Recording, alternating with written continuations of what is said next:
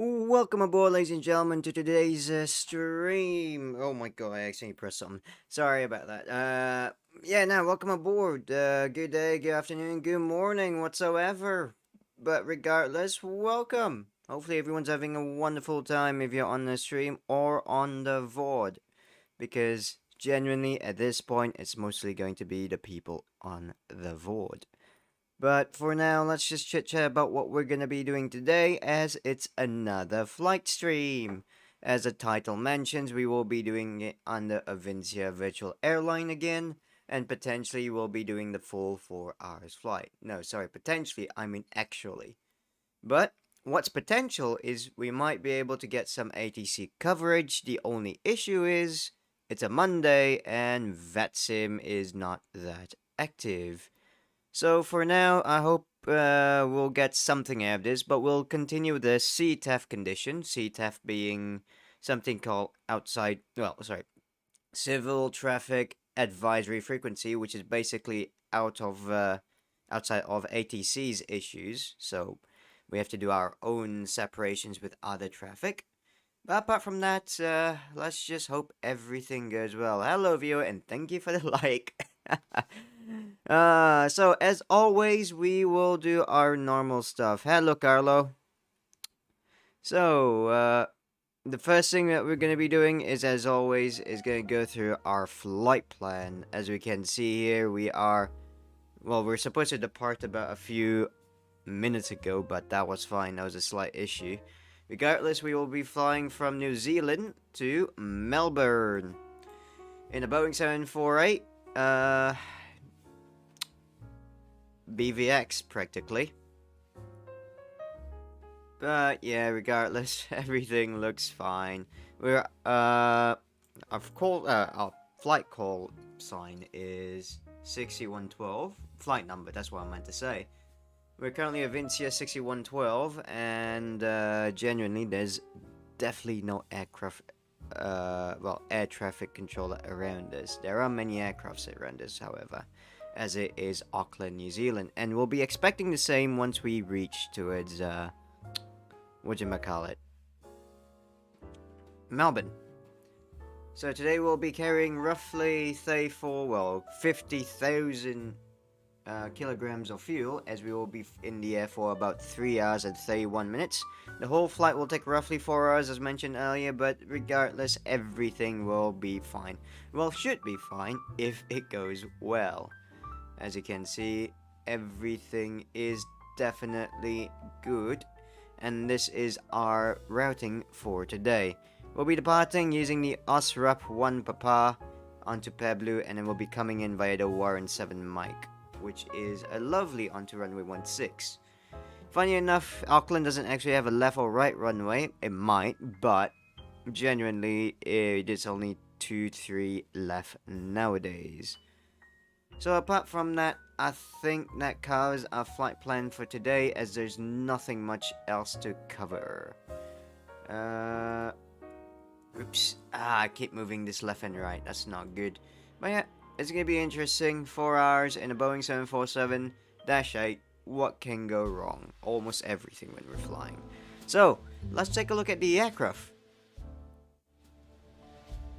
And I can close this, and voila, we are in the aircraft today with an ANZ-747, correction, it's 777 going out there. So, that's gonna be lovely. Everyone's gonna be using runway 23. There's also a Qantas right behind us. But this is a question that we're looking at today. We're on, I believe, apron parking 82. Well, wherever it is, that is what we are at. So, let's get this aircraft ready to depart. As always, we have to, look through everything before we start the aircraft. Have a glance through, basically, making sure everything has been set before we can start it up. Turn on the battery, at the very least. And obviously, nav has to stay on, regardless of situation.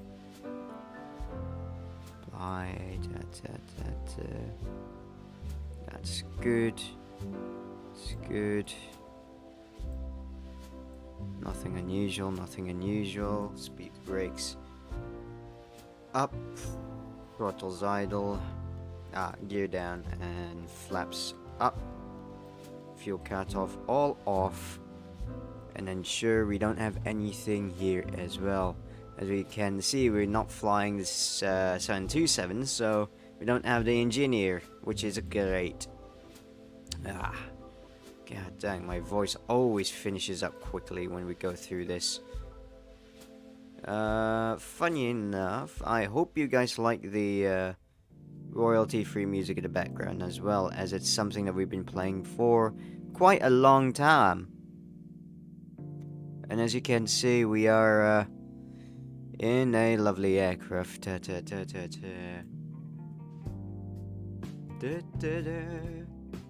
Apparently this is a lovely royalty-free music that's on the YouTube audio library, which I kind of nicked, but you know what, it's not really nicking, it's part of the thingamabob because it's lovely, it's nice and jazzy. Well, with further ado, let's get the GPU up here just in case, and standby on, auto, and battery on. Nope, there we go. And close the guard, and everything should be fine. Once the lights are on, everything is good. And external power 1 and 2. Sorry, this song just gets really lovely. What else is lovely is I'm actually having a motivation to get this aircraft up in the air as soon as possible. Reason being is I've got some salmon sashimi right in front of me, and I won't touch it until we pass 10,000 feet. So I'm trying to get everything up and running ASAP just to get that lovely treat. Now, regarding our first departure, regarding our departure for today, I believe we will be departing at flight level 320. Well, that's what I believe. I'm pretty sure it'll be flight level 320. But you know what? We'll double check with that once I can make sure everything works. Well, let's just set everything to nav first, because the longest thing in the most hellish thing to do on the aircraft is actually just wait for the IRS to be aligned. And that's my personal opinion. So we've got this ARAC today, which is correct, which is valid between 23rd February to 23rd of March 2023. And this is our position for today. We have the thing set inside the program, so we can just type it down, because I can't be asked to be typing everything down, especially for a 4-hour route. That's something I want to avoid. But yeah, by the looks of it, we'll be maintaining flight level 320 throughout the whole journey, which is lovely. Don't have to switch or step climb. Chances are we're gonna have to actually reduce it to flight level 310 only because of RVSM. Sorry, we're heading east. 330 because of RVSM, and we might genuinely have a bit of an issue with that. But we'll double check with how it goes. Chances are it's not too big of a problem. So, how is everyone doing? Everyone, I meant the one person potentially watching this. Okay, that one person left. For viewers, hopefully, viewers on the VOD, hopefully you're gonna love this much better. Because genuinely, I am very meh with the thingamabobs. Alright, let's take a look at how this goes. Where are you, Simbrief? There you are. So we will be departing on the Osrap. One Papa. We'll have the Peblu transition. Unfortunately for this aircraft, we can't go into legs. after choosing to ensure everything looks right. It's you have to execute before. Yeah, you have to execute before you can actually take a look at what you chose. A slight misfortune for the people who flies or buys this aircraft, but I think that's just a minor detail that can be skipped, and I don't mind those minor details. Unfortunately, 6 minutes till we can actually get 7 minutes so we can align all this. On the bright side, though, we can actually get things ready for FSA. If you don't know what FSA is FS Airlines, which is basically a virtual airline currency economy with an economy. I've said it so many times regarding it, where economy is so important for virtual airlines because people just will abuse the amount of fleet they can have, and realistically, I don't like that. I like to make things work together instead of having too many airplanes for one airline to chew, especially when they're a virtual airline that started out and suddenly they have 1 million airplanes but one pilot. That's why we try to limit things in FS Airlines. So we mentioned that we'll be taking off with about 53,000 kilograms of fuel, but we'll actually be loading up 54,000 because wait, no, that is load. Load is 73, I believe, and fuel will be loading up by 54. God dang it, 54. There we go. So with that, we can just wait up with the thingamabobs. Obviously, we will have to put the seatbelt signs off first, and let's just get our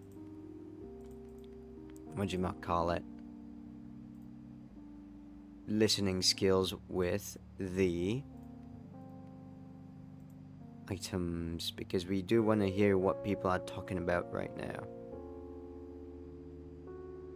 especially on the CTAF frequency.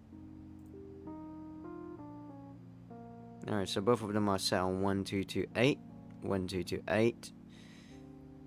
I don't think there's any ATIS nearby, but we can check what ATIS there are. Whilst waiting for the IRS to align, we can actually do our lovely briefing for departure. So obviously the first thing we'll need is the airport information, or at least the airport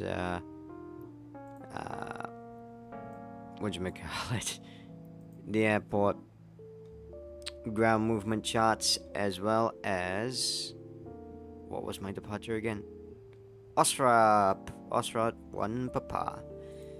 Once we have these two, we can start doing a little bit of our items. There we go. So today QNH is 1011.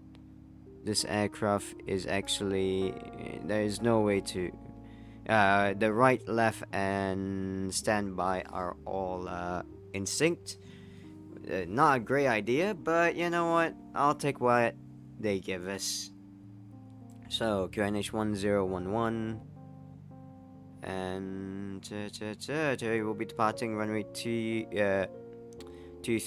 280 will be wind at 13 knots, so we will have a little bit of crosswind where I've got no idea.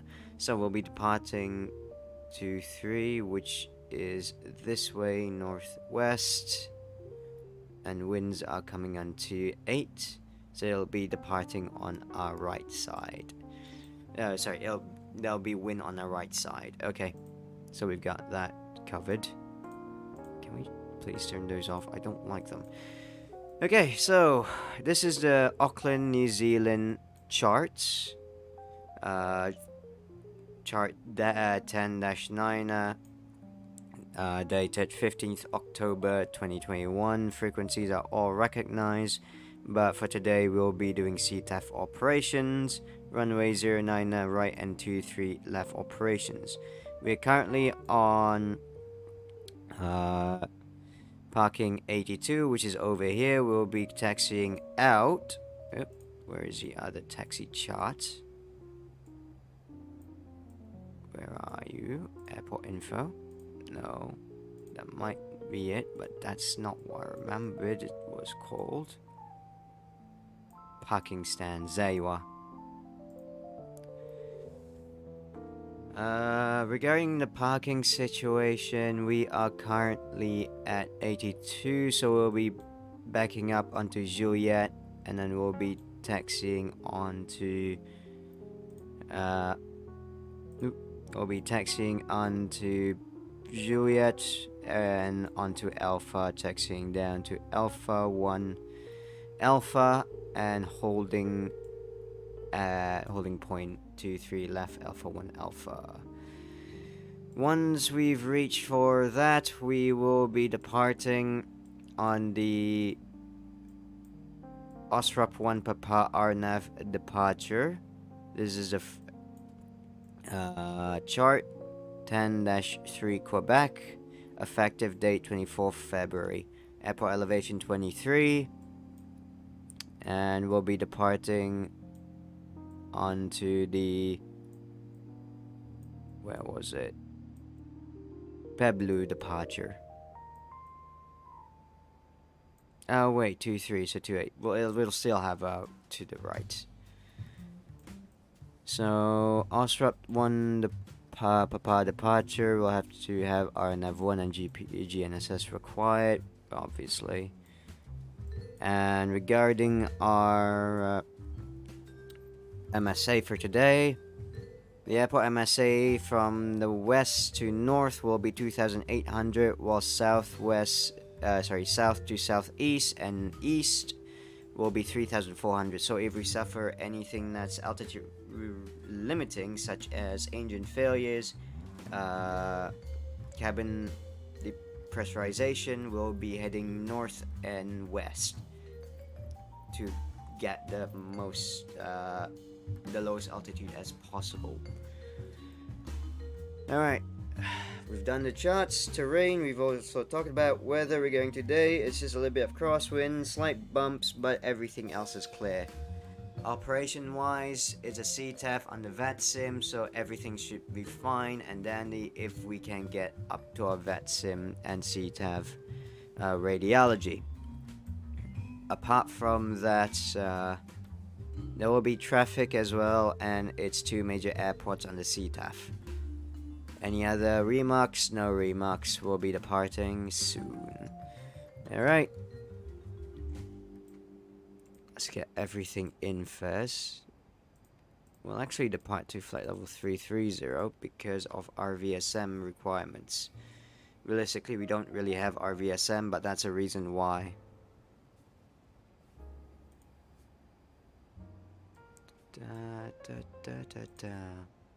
Still no airport thingamabobs. May need to do FSA first. This is something that FSA does, which is annoying. If you can see, it just removes the second tank to the right, which means I have to manually continuously put the same amount of tank 1 to tank 6, I think, or is it tank 2 to tank 6? It might be tank 2 to tank 6. No, it's tank 1 to tank 6. I keep forgetting. There we go. Tank 1 to tank 6. And it will do this twice. There we go. So we've done that. And the 0 fuel weight is the same. And press pause. Fly. And as you can see, it does it again. So you have to do it twice. Annoying. But you know what? Take it or leave it, right? I mean, it's not really... It's game breaking if you don't know how to fix it. But it's not really that bad, in my opinion. If you're a flight simmer, you know this isn't too bad. Alright. Let's get this show on the road. There's another thing. This is going to take a while. Give it a moment.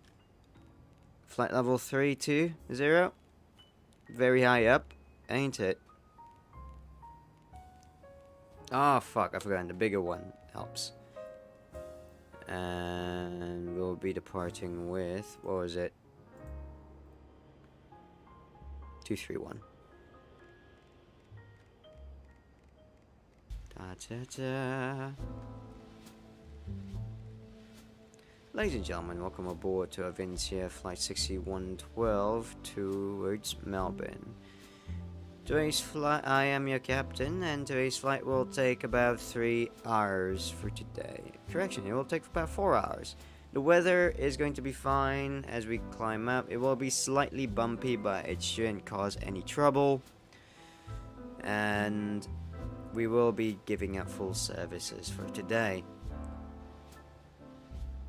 On behalf of the flight crew, the cabin crew, and the management and admins from home base, we'd like to say thank you and for choosing us as your airline for today, and hopefully you have a wonderful flight. Cabin crew, prepare for push. Arm doors for departure. Okay, we've done that. Let's get the numbers in. So regarding reserves, I believe we have quite a bit of reserve today. Just because we're going over the ocean, which means we have ETOPS issues regarding it. So 147, no, yes, 14.7. That's fine, and we'll be departing with 250 cost index. No crew CG for today. We'll take off with a flex temp of 45, not 55.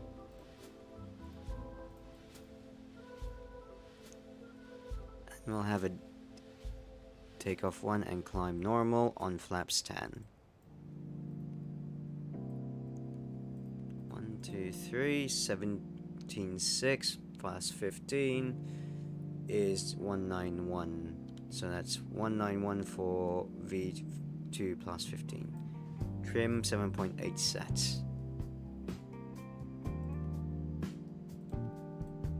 So 191.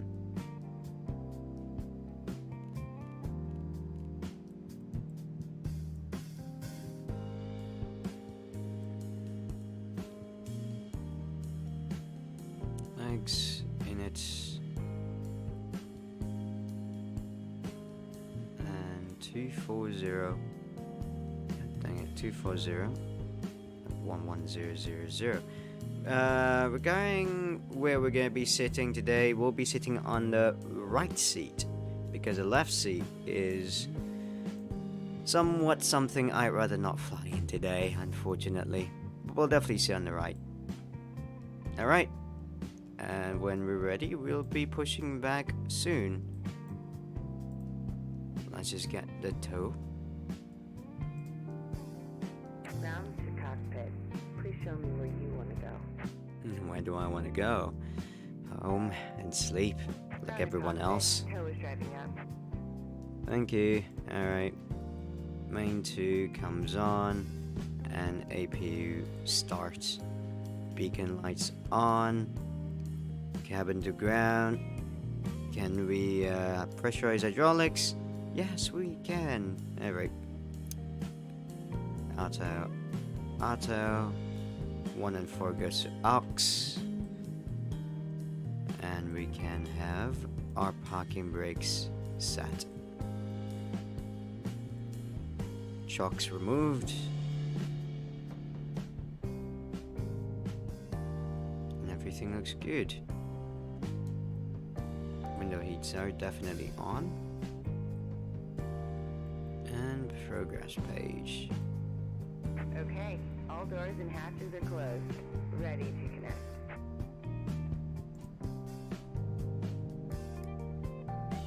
Oops, I may have accidentally pressed ident. That's not a good idea.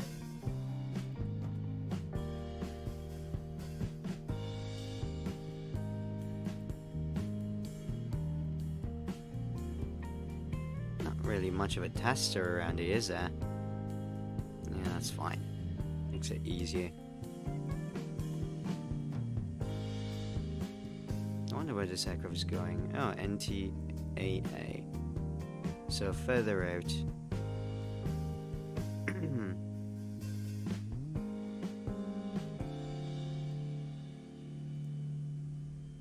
Tow connected and bypass pin inserted. Release parking brake. Alright, parking brakes will be released. APU Gen 1 and 2 are connected automatically. Can remove that, and we can put that there, making sure all doors are closed. And seatbelt sign goes on. Cabin crew, prepare for push. So let's get all the items on. Going to be sneezing. Be cautious. Excuse me. Alright. Got that sneeze out of the way. Well, let's get going. Starting pushback, and you may start engines. Alright, engine start. Great. Got it. Fuck. Almost forgot what the procedure was. APU on for the packs. And we'll start engine 4 first.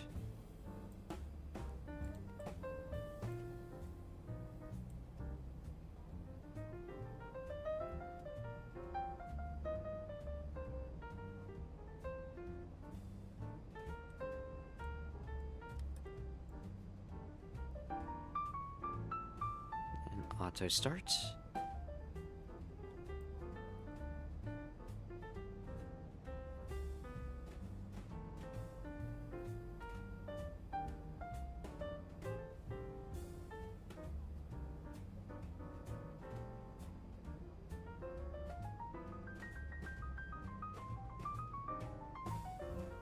We can start engine 2. Engine 2 auto start. Auto brake set to RTO. We'll turn it off for now until we're taxiing 2 as a runway. Confirm weather is definitely off. Good. And let's turn on the utilities now.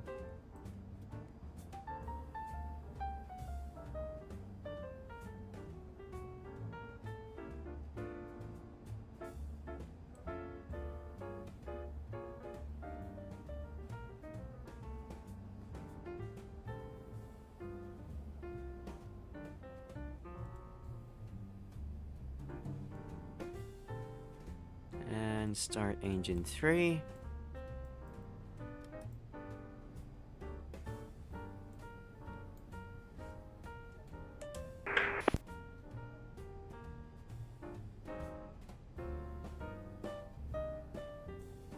Oh, I may have... Okay, that's an issue of having 2 things at once. So let's just put 124.8. Nope. Clear.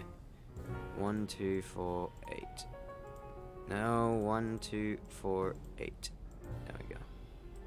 Auckland traffic, LA 447 will be taxi from stand 16 through the apron to the holding point from runway 23 left. Oh my god, something's not right. There we go. Someone's on stand 16, taxiing to 16 right.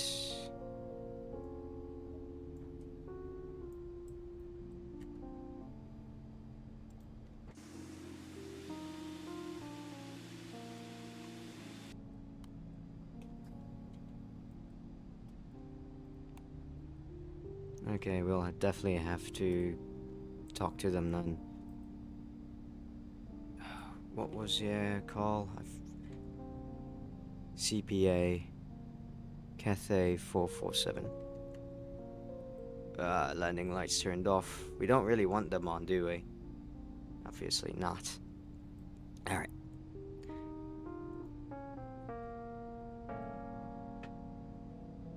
There we go.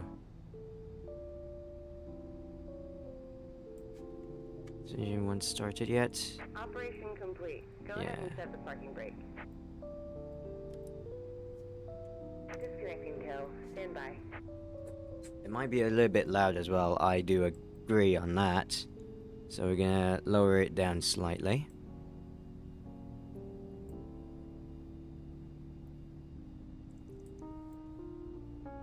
Yes, we know landing lights are turned off.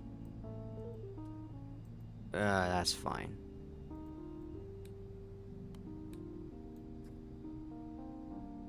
And disconnect.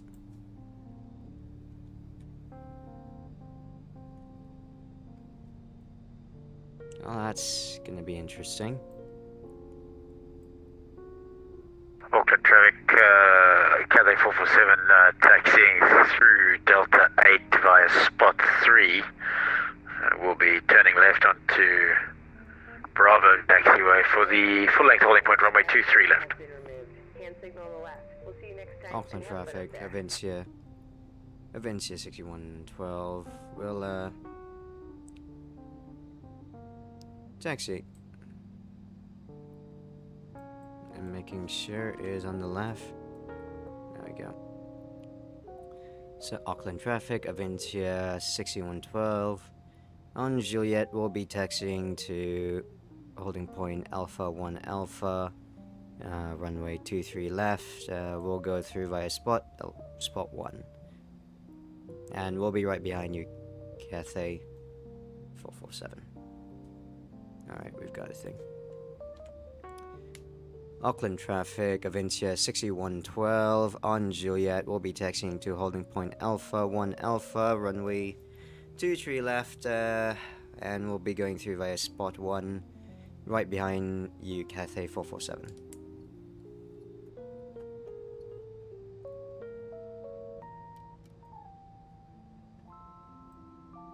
Taxi lights on, and parking brakes off.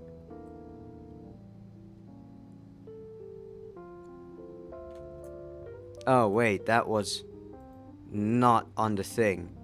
Scheiße.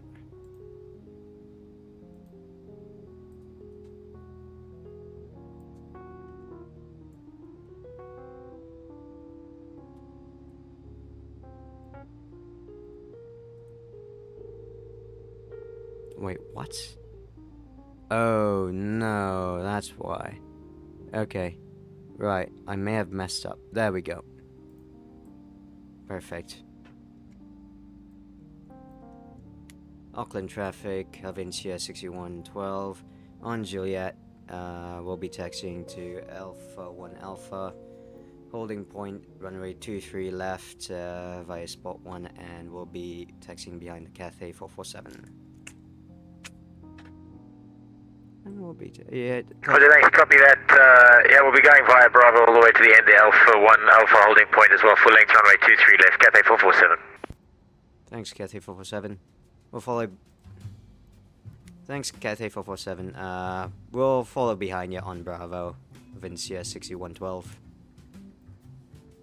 Awesome, enjoy, thanks. We'll follow right behind you on Bravo.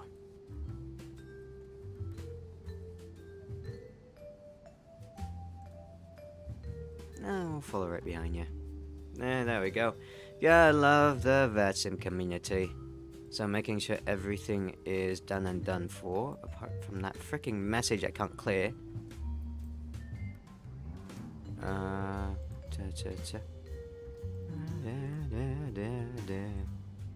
Alright, so spot 1 is over there, and we'll be turning left onto Bravo. That's a new plan.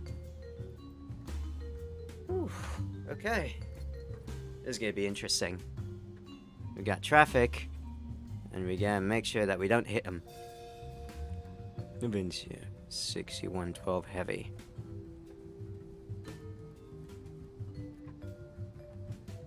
Lovely. I'm not too sure if I'm permitted, but you know what? This is fine. I think we're permitted to use Bravo for a Cloud F aircraft.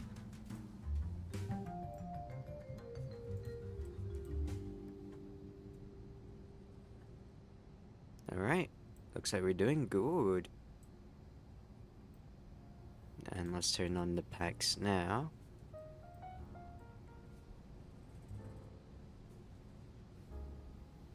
Flaps down to 10.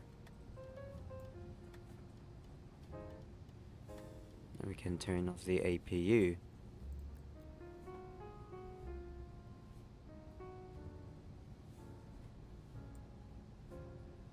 Flight controls.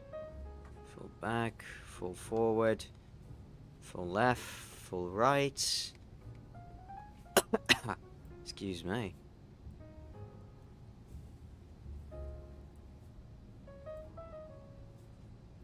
Flight director right and left on. Transponder Terra. And let's turn on the weather right now. Makes it easier for us.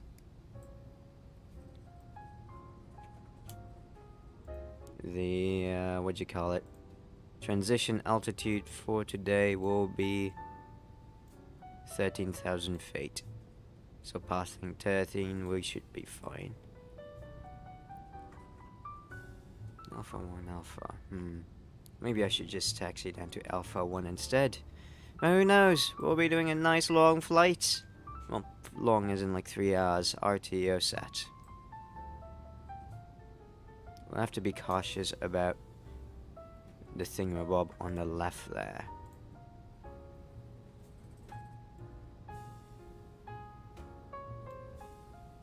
Because first and foremost, I'm really not too Auckland traffic Cathay 447, approaching Bravo 1, taxi will be taxiing Bravo 1, Alpha 1 for the Alpha 1, holding point runway 23 left.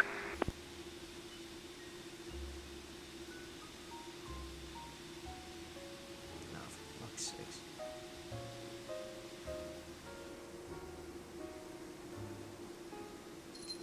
Traffic.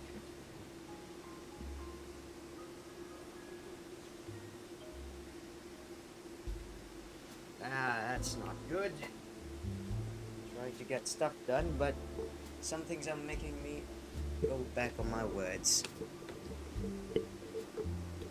Which includes fucking bugs. Alright,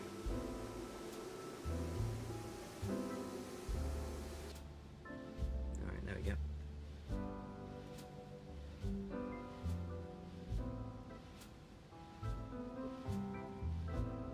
Engines. Tab. So what they're trying to do is go through Bravo 1 and Alpha 1.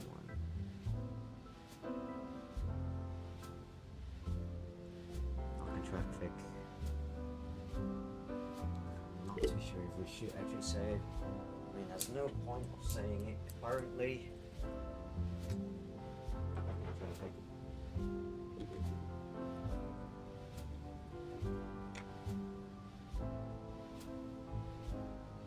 Okay.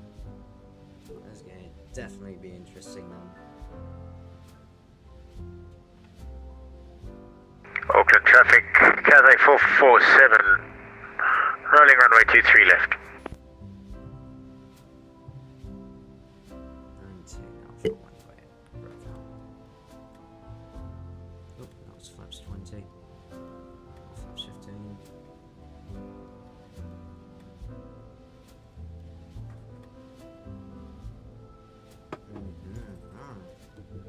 Good food.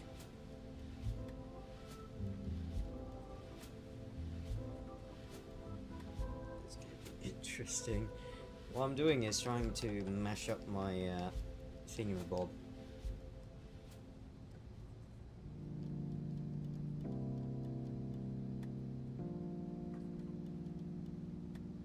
The wasabi with thingy.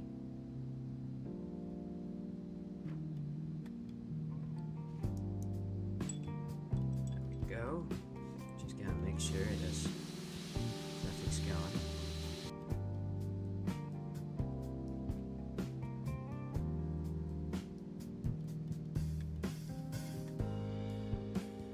Yeah, wait about 3 minutes. I'll be done.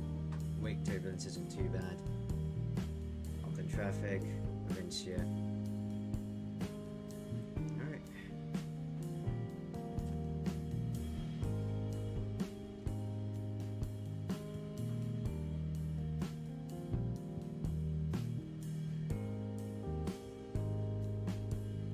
Auckland traffic, Avincia 6112, entering and rolling runway 23 left. Auckland traffic, Cathay 447 airborne from runway 23 left, passing 4,000 feet in the climb for 10,000 feet initially. Approaching 23 left.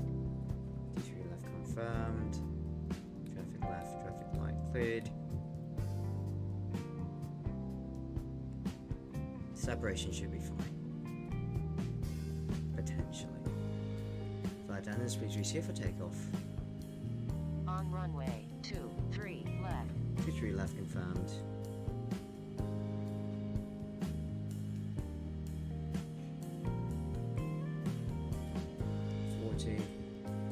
Stabilize, toga.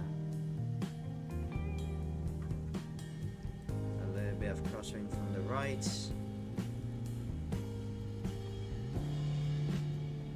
80 knots. Cross checked.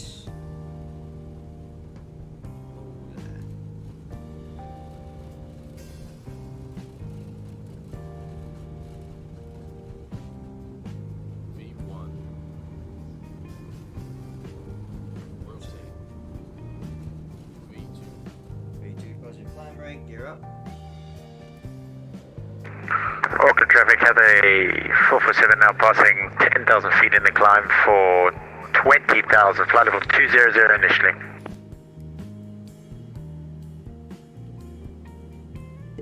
Passing 1,000.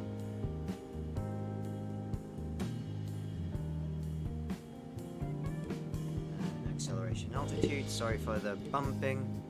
There's a freaking microphone in my way. And 2400. That goes up, LNAV, VNAV. And engage with the clock. And flaps 5.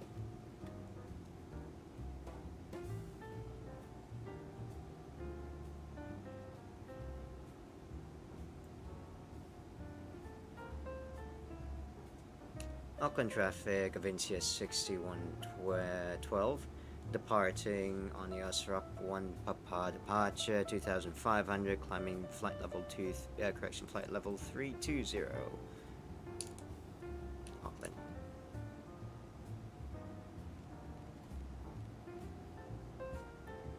Auckland traffic, Cathay 447 through level 120 now, continuing the climb level 340, final level, Osrap 1 Papa departure.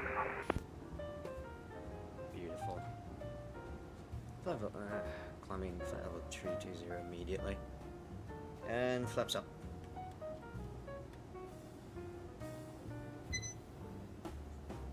Sideways.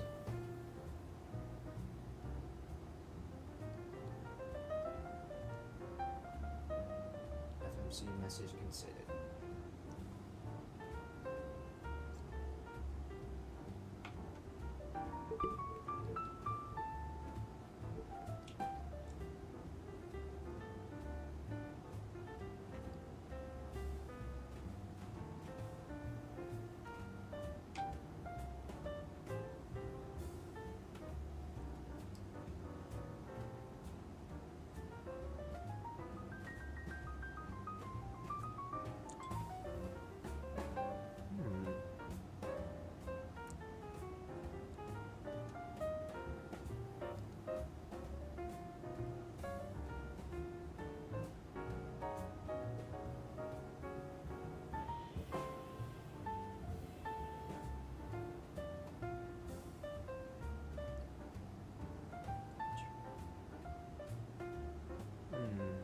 Traffic is 1.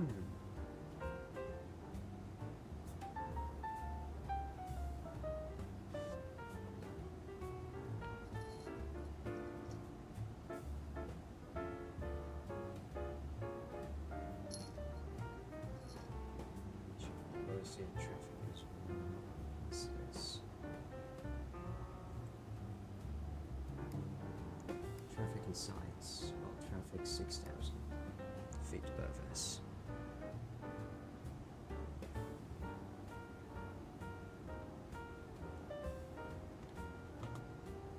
Well, that departure took slightly longer than expected.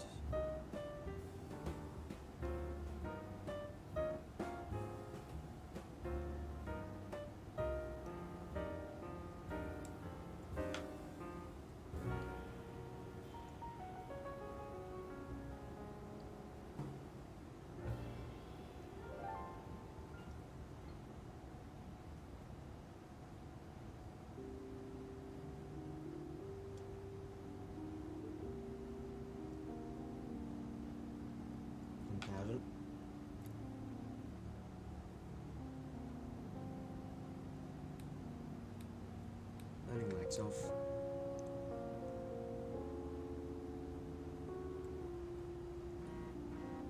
Oopsie dooby doo. I wonder what that is.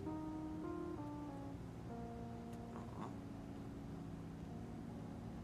Oh, whoa, whoa, whoa, whoa. No. There we go.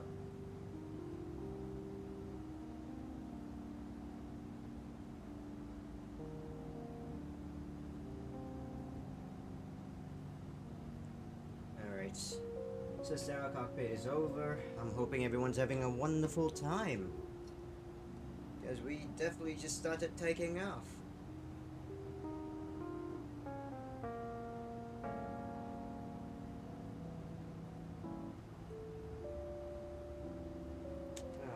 There we go.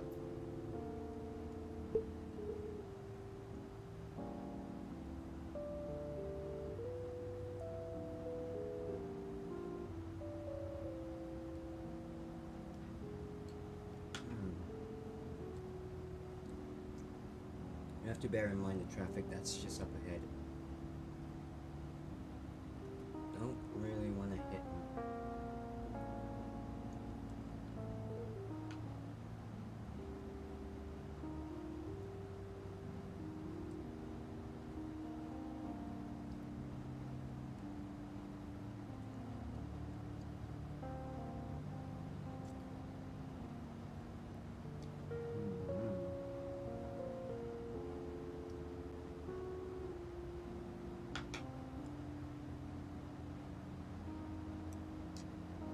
Sorry if this just turned into some sort of ASMR kind of eating stream. Why is it called mukbang these time of the year? But, oh, yeah, I love salmon. Especially salmon sashimi.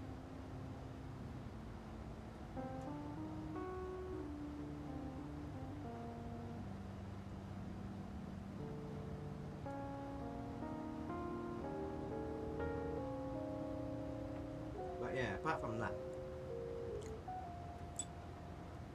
the vatsim section today is very decent.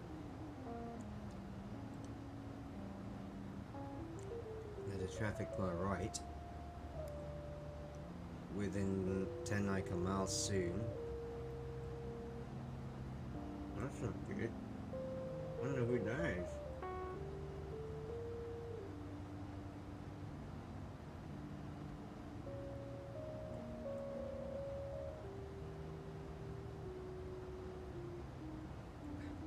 Because we've just departed and I can't see any other traffic. Oh no, it's traffic arriving.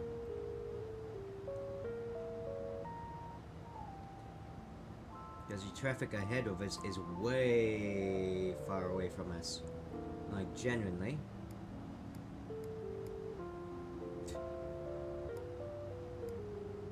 No, that's traffic arriving. There's a Singapore that's coming over. That's nice to know. Once I finish up the sashimi and my lunch, we'll probably start talking about the stuff that we can actually talk about, which is a news section.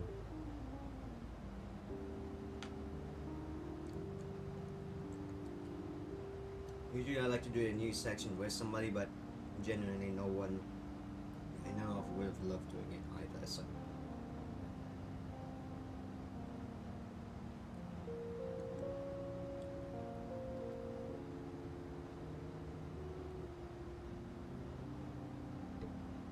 Really sorry about that.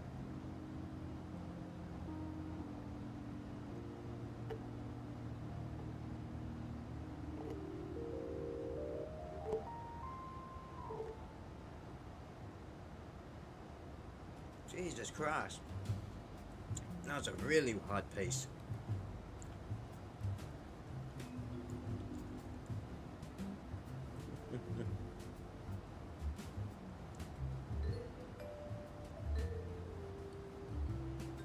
I'm gonna say that for another time now.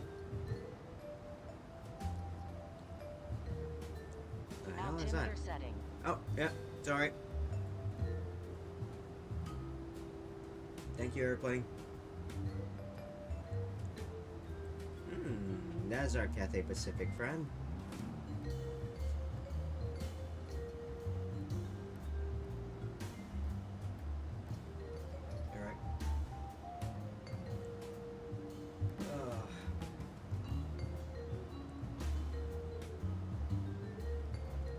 Something's not right. Seems like there's no data. Apparently there's an excellent connection now. I am confused to what's happening.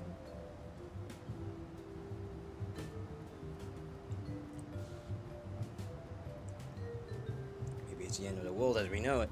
But nah, highly doubt so. Still got a fucking career to chase after. If a fucking meteorite's coming over, I'm gonna make sure it goes somewhere else. Ow. With the power of physics. Well, mostly just trying to push it with a bunch of fans, but you know.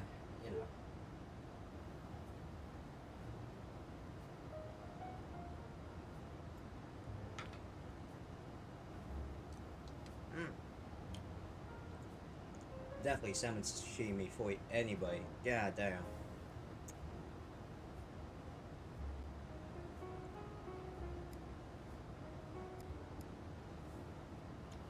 Alright, flight level 230, clear to climb to flight level 320.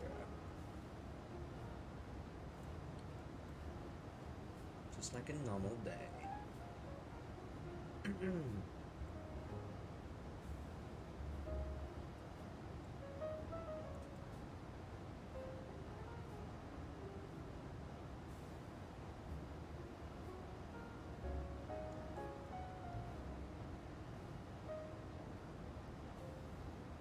I should have given a bit of separation for that guy, because we're going to the same airfield, so that's gonna be an interesting one.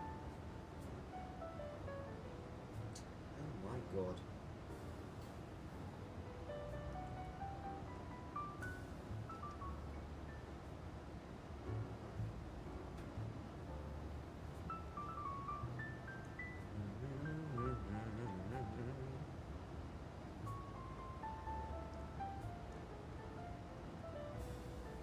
Avia 6112 from Cathay 447, how do you read?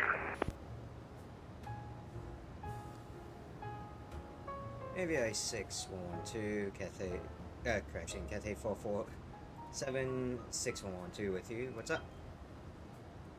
So to find out what flight level you were going at across to Melbourne. Flight level 320. Well, I'll be about 2,000 underneath you.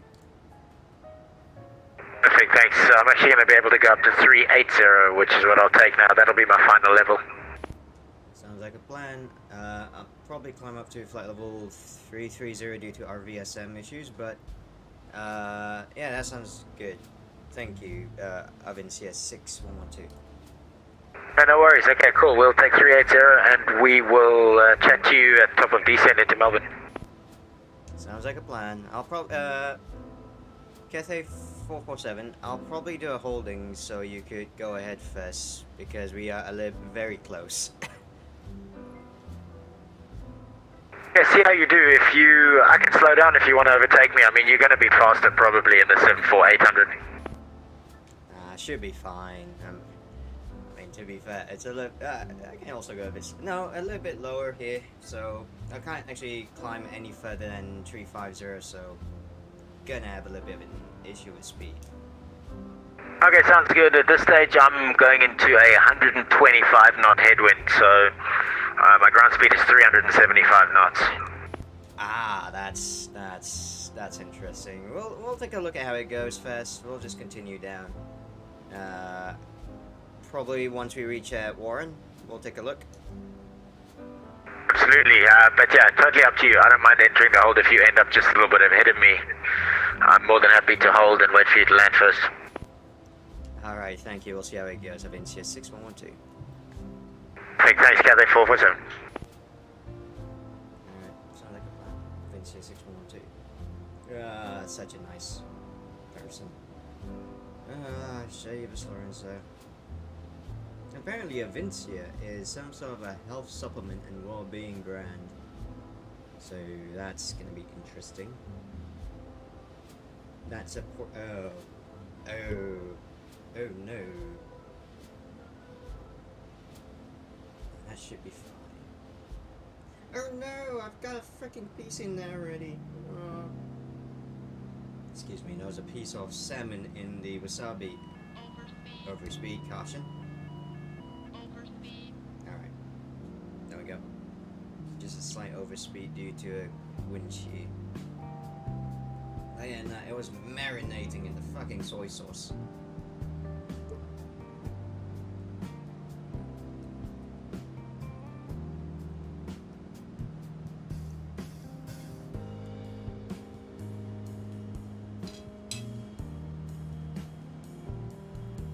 Up to level 320. We'll continue climb to flight level 330. RVSM.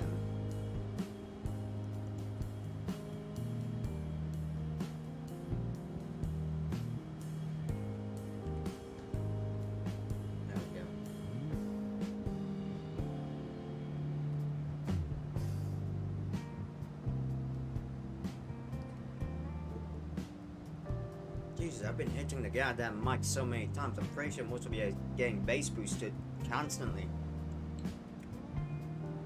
Every time someone does a fucking bass drop, you know, like. Well, I can't really do any of that bullshit. I'm not good at DJing, let alone being a fucking live streamer.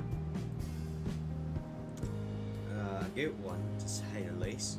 Anyone can be a live streamer. It's being good and being different. That's what makes it better.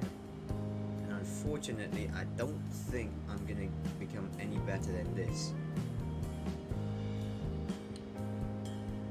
But yeah, no. Hopefully everything's going really good around the world there. Well, most parts of the world.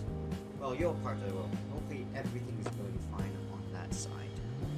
Because most people, most important people around here are my viewers. Obviously.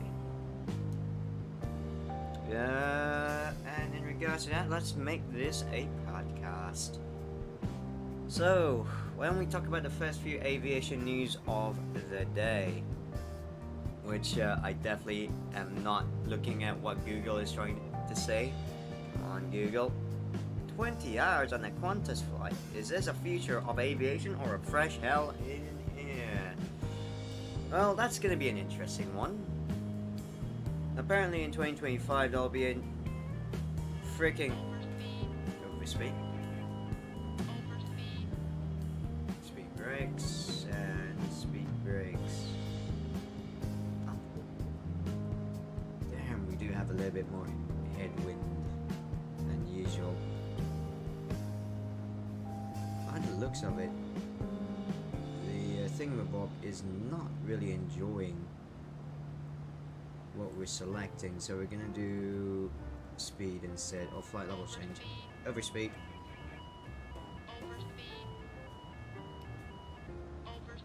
Throttle to throttle disconnect.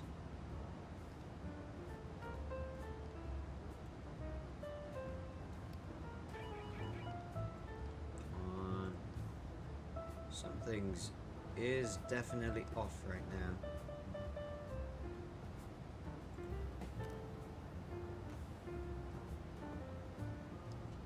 Well, we can definitely change it up, I guess. Hello, extra viewer. Or more than one viewer. It's always good to have you. Anyway, chances are we might have to just fly up Mach point 83 or 84. Let's see if we can change that up. If not, we'll just take whatever we have right now. 0.84.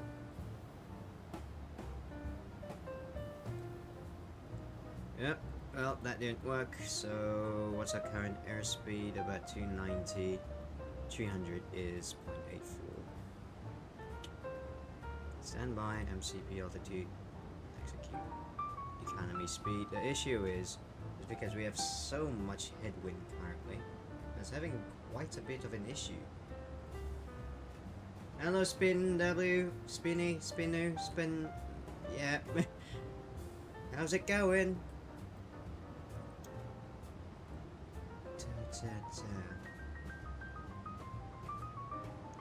Sorry if I cut myself off with the stupidity of the thingamabob. Just trying to find the performance. I've set it to flight level 330. There we go. I'm doing good, thanks for asking. Just came back from a class 2 hours ago and then tried to get this stream up and running. And now we're here, flying in the middle of a freaking storm that I did see. I should turn off. I've already turned it off. It's not too bad of a storm. Actually, what I should check is my fuel to double check everything is fine. So anything new lately on everyone's side? Yeah, anything new? Because it's been very quiet lately.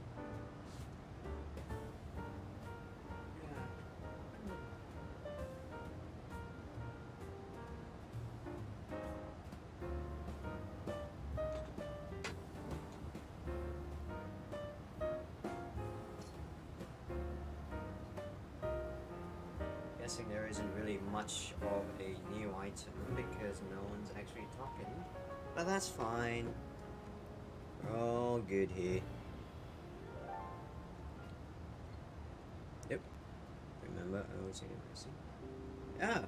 the departure was decent. It could have gone much better. I missed out the transition altitude, but there was a bit of conversation with the person in front of me, and that's about it regarding our cruising altitudes. So far the departure was decent, as literally just a normal day out of Auckland. A little bit of crosswind on the right, but genuinely nothing much. I mean, it's a 748. It's the second best, what you call it, automated thing right next to any Airbus. And the 787, of course. But apart from that, the 748 is still a beautiful combination of analog and automation. This is how people should make automation and human interaction, HAI, or what we used to call it. It's still what we call it nowadays.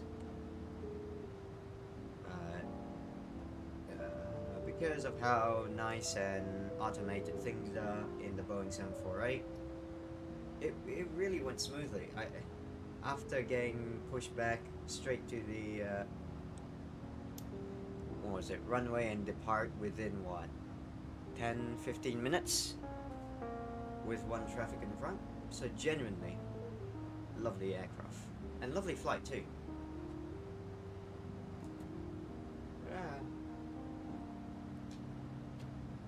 And of course, I had my snack on the flight as well, which was a lovely salmon sashimi. Yeah, then it's all good. It could have gone better, but it could have been much worse. So it's definitely on the better side, though.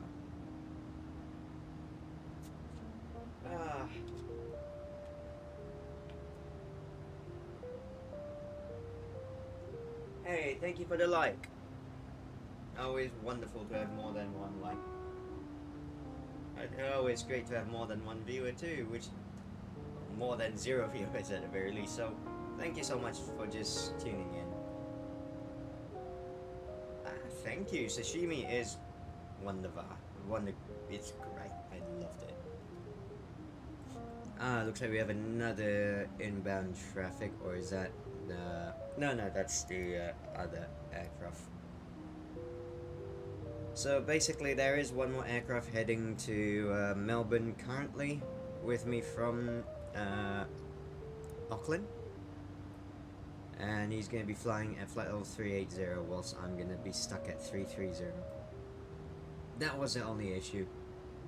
We're going to have a little bit of a see on how we're going to arrive into Melbourne. Chances are, because I'm going slightly slower, or try to go slightly slower, it's going to be interesting.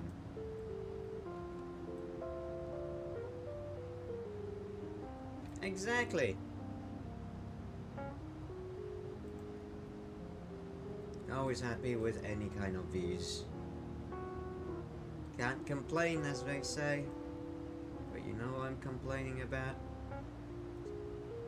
fucking MCP altitude keeps coming on and off, which is not good. But then again, it's being annoying as well. So there we go, 0.83. Should be able to slow down for the guy ahead of us.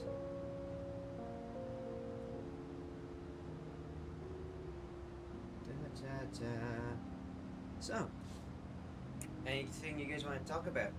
Because if not, I might as well just talk about the stupid little thing happening on the web. No, it's not really stupid, it's just reading it, the news, and talk about it. Ah, no, it's fine. It's fine. Once you jump back into the cockpit of a flight sim, it'll be normal again. You'll get used to it. It's like riding a bicycle. You'll probably forget a bit of it, but not everything. Right. It's easier than riding a bicycle, but harder than putting a basketball into a car's exhaust. That's how I'd say it.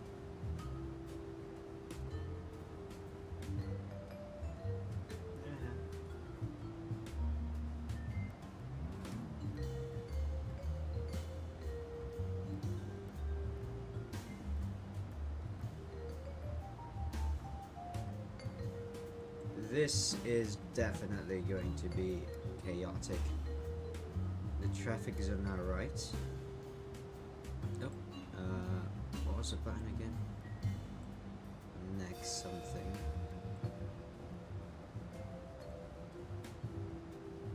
Oh, there's no traffic on this place, is there? No, there is not. But I can centerize it there. Yeah, that's fine.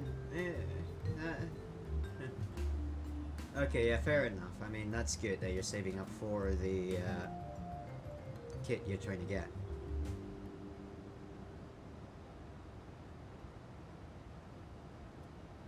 But genuinely, don't be afraid of the skill.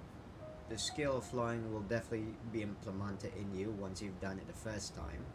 If not, then just do a couple of circuits and you'll be fine. And radiology is just the same. At first it'll be a little bit iffy, but after a while you'll get used to it. And people understand that. Not everyone is perfect in vatsim. So, yeah, it's fine. Having a little bit of a hiatus or something like that.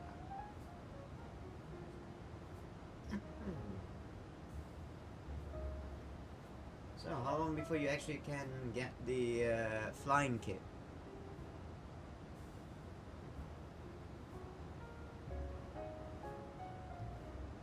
Ah, 25.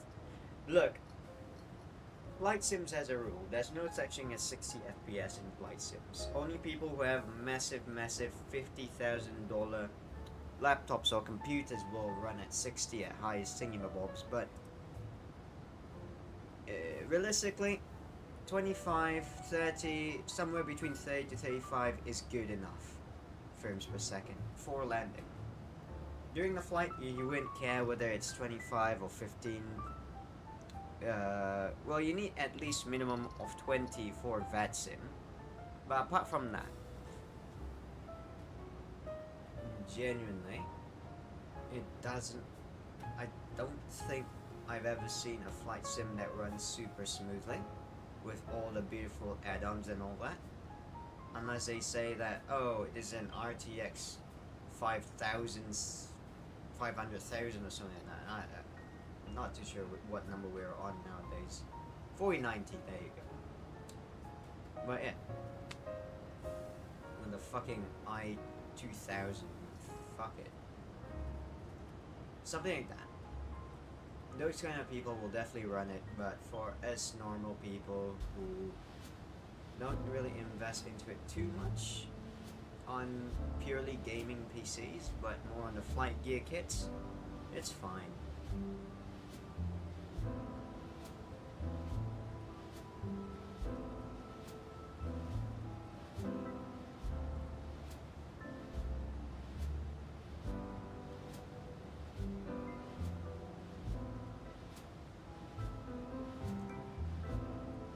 Oh, very nice. That might work well then. Maybe you can actually just take a look at that one day once you actually get it. Hopefully.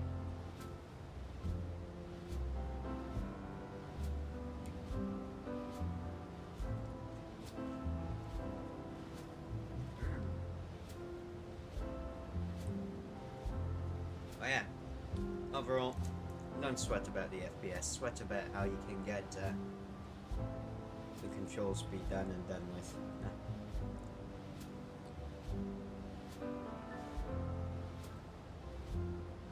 Well, I'll be damned. I guess I am gonna overtake the person. That's unfortunate.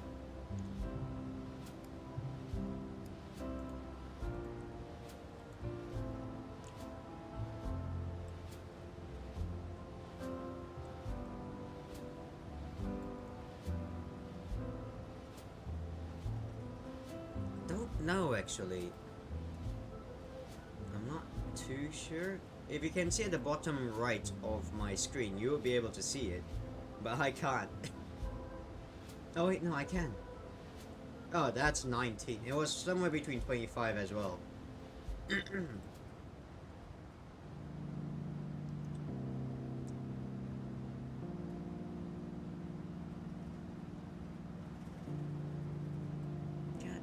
CP altitude.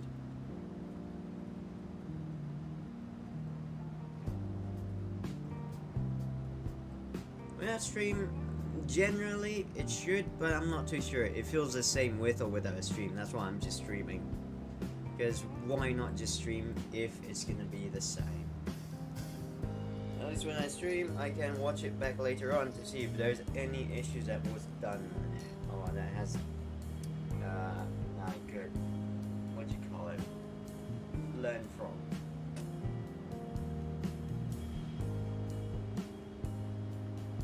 It's nice. This is a 4-hour flight. It's gonna take a goddamn while. As you can see, vatsim is constantly just doing that, which means I am definitely on the edge.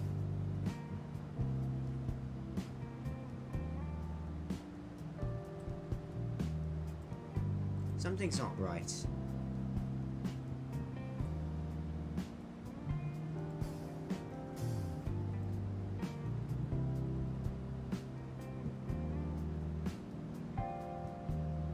Whatever that thing is not right, we are definitely just going through something that's causing the fuel to go all over the place. Because we're definitely not going to be landing with, 38 tons of fuel. Yeah, I use a GPU. I mean, technically you really do need a GPU to run it anyways.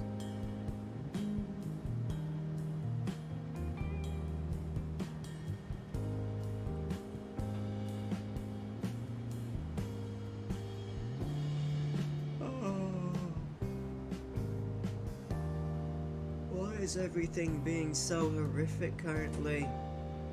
All the numbers are going all over the place. Oh, that's why. Because we're in some sort of turbulence. I think I have the GTX 1070. Yeah, a little bit old. Ignore that. I may have forgotten to put the hydraulics to auto. Everything else looks fine.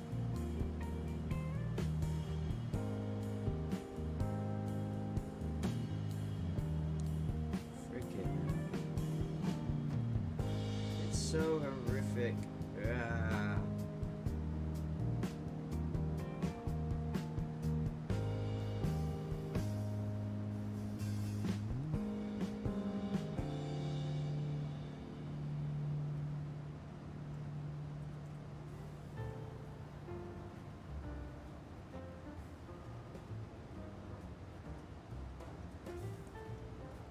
God dang it, game, why are you doing this? No, don't disconnect. Oh, thank God. It did not disconnect.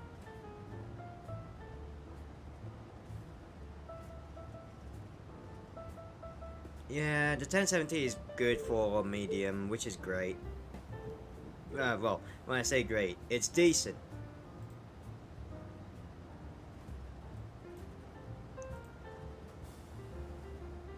It does the job, as many would say. I know it does a job for me.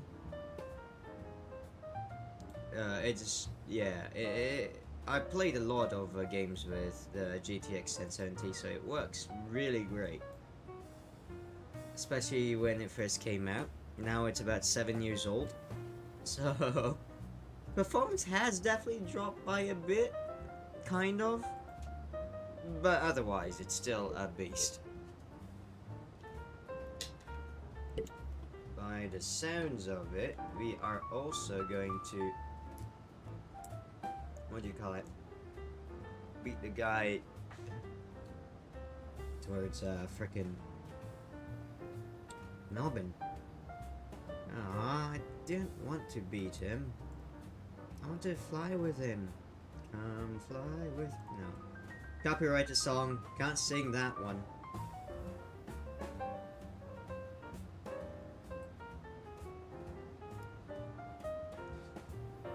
All I can say is, yeah, I love the route between,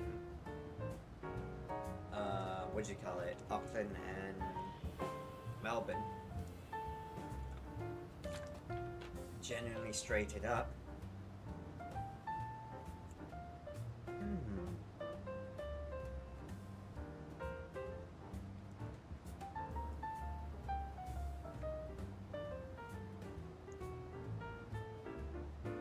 Anyways, hopefully everyone's having a wonderful day again, whether on the VOD or on the stream.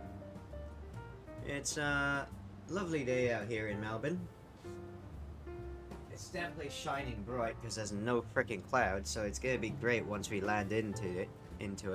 But apparently Auckland was very windy, so who knows? We'll see how it goes once we reach Melbourne. Hopefully it's less windy, and maybe we can get stuff more calm on the way in. That's the only way I can say it. Plus we can get stuff ready for Melbourne.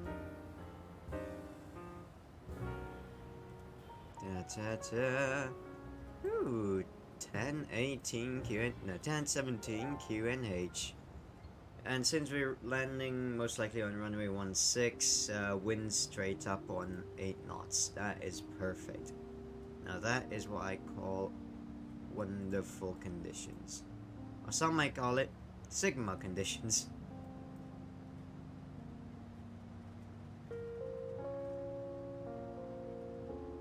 Sigma weather. Oh fuck, I can't do that bullshit of a name. It's fucking horrid. Oh my god, I'm taking a look at how many traffic are going into Melbourne currently. I can count 4, 5, 6, 7, 8 into Melbourne. As it's quite a few aircraft, and hopefully by the time I reach Melbourne there won't be too many aircrafts. But who knows? Chances are there will be.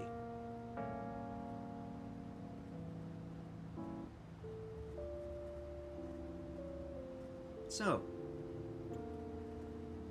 whilst we enjoy the lovely, what do you call it, aircraft in third person, why don't we have a little bit of a chit-chat regarding the news today. There we go, a lovely view.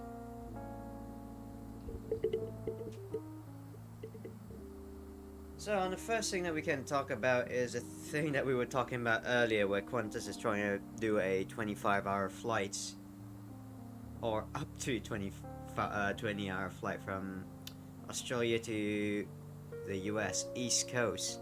So not Los Angeles or stuff like that, but more of freaking New York, Florida, stuff like that. Freaking nutters. It's definitely not my kind of flight, because I'd rather have a what do you call it? Stopover. Have something nice to eat at, let's say, what do you call it? The stopover city. Imagine we stop over at Dubai and have some lovely food there. Yeah, thank you. The 747 is lovely. It's Dutch rolling slightly, which is interesting. But by the looks of that, the Yord has worked it out. So yeah. Thank you. It is one of the better lovely liveries that we have. And this is thanks to Aeroprod.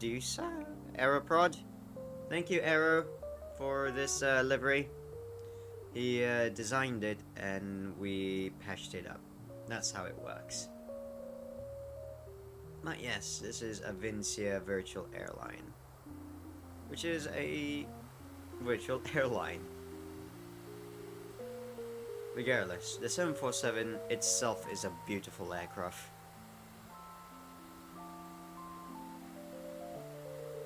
Oh, I really do love the 747. Fortunately, as I say, the 747 has ended its production life, and now we're on down to the 20 years count before the last 747-800 goes into service. So, get ready for that. We're already 19 years in. Sorry, we're already 1 year in, so we've got already 19 years left before we see the first 747-8 going into retirement.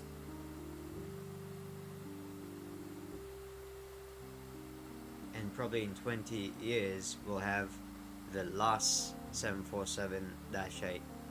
No, actually no. The last 747 in service ever. Because that will be, what was it? That is a 20 years rule of a life cycle of an aircraft. So genuinely, it's going to be an upsetting thought once you can say that the last PAX 747 will be flying.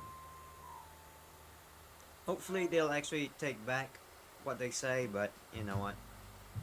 Genuinely, it is true. Nowadays, it's kind of impossible to fly a 4-engine, wide-body, double-decker aircraft. Even the double-decker, this is technically a triple-decker, but it's a double-decker nonetheless. The aircraft's definitely moving out and about. Something feels off. Well, MCP altitude is a little bit buggy today, so I've got no clue. It'll definitely cause a bit of an issue for a flight, unfortunately. But we'll deal with that once we reach Melbourne. Right now we can't really do much for it.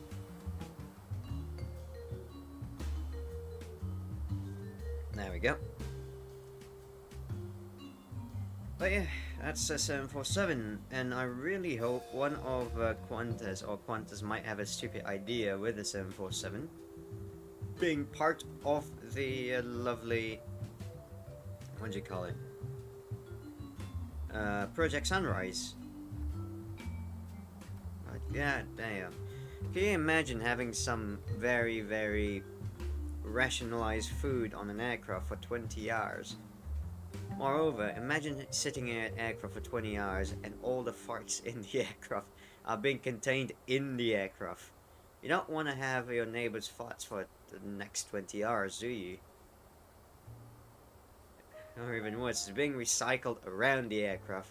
So it's not only you, it's also the rest of the aircraft. Ugh. Unless you know, they can, what do you call it? Provide a showering service or a better toilet or stuff like that. Maybe we can consider a 20-hour and up flight. But until then, I highly doubt any airline will ever do that. Apart from, obviously, what's the, Etihad? Emirates. That's the one. The thing about those flights is that you have to get the high class seats, unfortunately. But I was thinking, what if an airline brings out the service for it, like a additional service for you to be able to use a airplanes shower. That would be an interesting concept, especially for the 25-hour flight. Not everyone wants to be, what do you call it, feeling nasty for that long.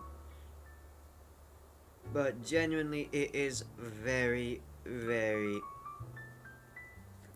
crazy for it to happen, or for something like this to happen. I genuinely will not be able, what do you call it, be able to sit in one of those small little seats for 20 hours.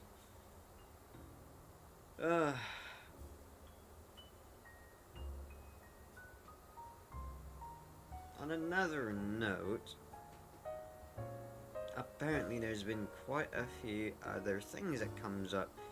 One of the items is Archer, one of the no, not Archer. Who was it? There was a manufacturer, a very, very small manufacturer who is trying to build a VTOL. And I mean a proper VTOL. I know there's been a lot of news about a VTOL, but this VTOL, very, very, very short takeoff. There will be a stupendously V-stall.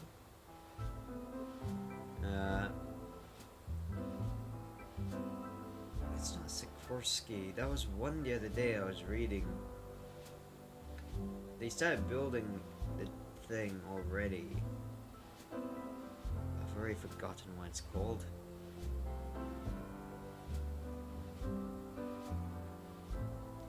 Alrighty, good night, Spinny.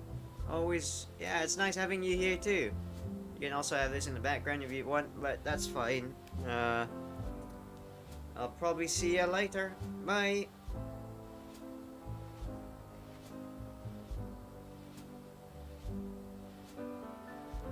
So, back to where we were. I can't find it anymore. It was a VTOL that they started building, and they say they want to use it as a quick strategy from the city to the airport. I know that sounds like a very bad idea because you know what happens with aircraft and cities, but hear me out. From the building you're at, I'd rather have a VTOL take me up to the airport than an Uber. Because an Uber, you don't really know where you're going to be dropped off at. Of course, it's going to be a little bit more costly and all that, but realistically, you pass through all the traffics, you can just leave the house literally 5 minutes before the check-in gates or the luggage stuff comes in. The luggage area opens up. So that is actually very, very useful. But I can't for the love of life. Maybe I dreamed about it, but I remembered it specifically. I was reading it on the way back from class, and genuinely, that was the first thing that caught my eye. Yeah, well, that's lost somewhere in the goddamn what you call it, news stories. In regards to Malaysian aviation news, because we're a Malaysian channel living in Australia for a bit, apparently, thanks to the new government, the aviation industry, the airports will be much better. They're planning to upgrade it, and for one thing, they have upgraded the radar system, which is a pleasure as always. You can never understand how much it is to feel when you have a radar system that is much more efficient, so you can get things done. So that you can get things much tighter and get more schedule in. This would mean that there will be a lot more slots into Kuala Lumpur International Airport. They're also trying to revamp KLIA2 or the second airport for AirAsia, but here's the big one. They're trying to upgrade Subang Airport as well. Which, if you don't know what Subang Airport is the previous airport before Sepang was a thing, or before KLIA was a thing, before Sepang for those piloteers WMKK. Before this, Subang used to be able to cater for 747s and 707s, big jets, very, very big jets. One of the biggest incidents, not really big, but one of the incidents that happened there was at British Airways 747 when they actually went a little bit too low on the glide slope because they didn't actually checked on it. No, not was it glide slope? It was something. They were probably using an NDB or VOR approach, one of those two. But it was so low they hit a bunch of palm trees or rubber trees, one of those two, and their landing gear literally scraped through those trees, and they were able to go around, luckily, before they did another emergency landing. So that was an interesting story, and that was Subang International Airport. So that's how big the airport used to be, and it's nearer to the city than Sepang. But I'm pretty sure if you're into F1 or racing, Sepang is where you want to go. But since F1 is now gone from Malaysia, which is very, very unfortunate, I think Subang should be the new KLIA again. I think Subang should be revamped again to something newer, something up to date. And realistically, I would love to be a pilot at Subang Airport compared to Sepang, because genuinely, Sepang is such a massive airport, so much traffic going in and out, so many passengers, and my standard rule is the smaller the airport you go to, the less passengers and the better the customs will be when you go through them, because they won't be shit-faced all the time looking at you, knowing that chances are there's only a small amount of people coming through here, so you know what's the worst thing that can happen? Well, a lot of worse things that can happen through a freaking airport. But yeah, that's what they're planning to do with Subang, and I'm hoping that we can update it in X-Plane as well, because X-Plane Subang Airport is very, very outdated and slightly wrong, which is one way to say that we shouldn't really be operating at Subang with this virtual airline, even though we are. Oh my god, excuse me. I am a very sleepy person. I woke up fairly early to go to class today. But yeah, that is what's going on currently. Oh my god, my back is really burning right now.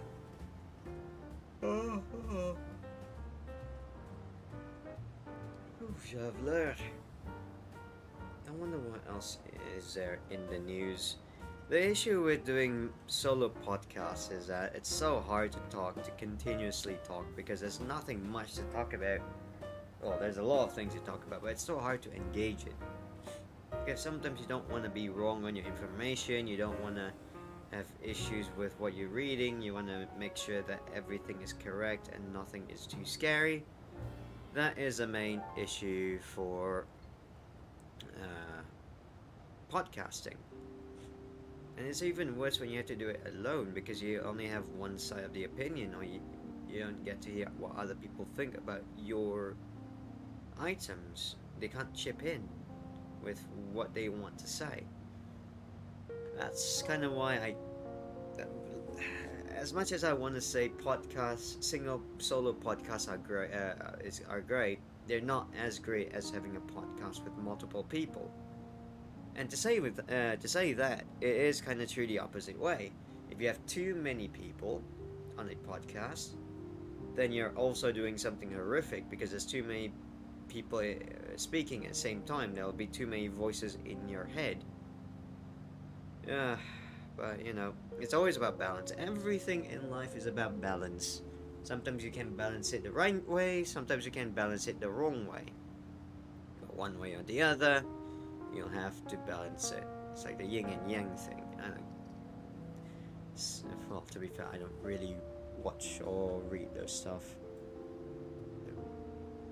I mean, the yin yang stuff. I do listen to podcasts, however, because I love podcasts, especially with the ones with more than one people on them, because they're always great.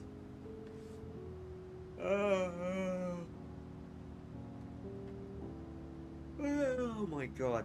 Considering this is also a gaming channel now, we'll probably also talk about the games that are out and about, starting with Sons of the Forest. Oh my goodness me. I've been saving myself from watching anyone's stream or anyone's, gameplay, because I really want to get it. But I also want to replay the forest again so I can get into the mood of the game, the atmosphere. The lovely, am I gonna die tonight? Am I gonna survive? How much food do I have? And how many turtles are there on the beach today? So, yeah, those are the stuff that I try to get into before playing Sons of the Forest. I heard the building mechanic is so much better and you can have helpful NPCs, which is something we really wanted. And not only that, they are, how do you say it? Just NPCs or AIs that you just walk up and talk to. They help you build stuff, like holy moly. We've been waiting for an NPC to do something like that for so long. Hell, since the Payday 2 days, I'd say NPCs that are just useless are fucking useless.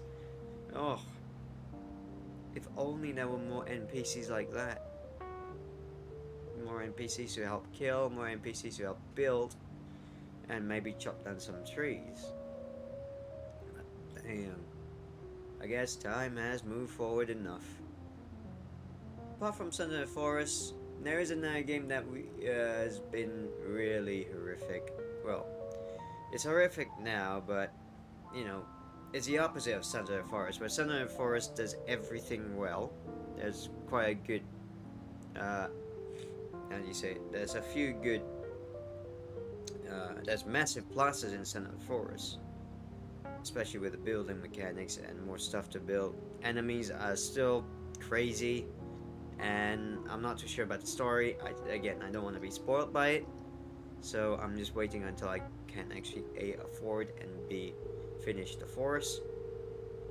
But the other game that, although everyone was waiting for similarly, and also came out without no one noticing, because Sons of the Forest, I didn't know it came out until it came out. I was talking to some people and they said, "Oh, Sons of the Forest is out," and I was just confused to whether he was talking the truth or was he lying.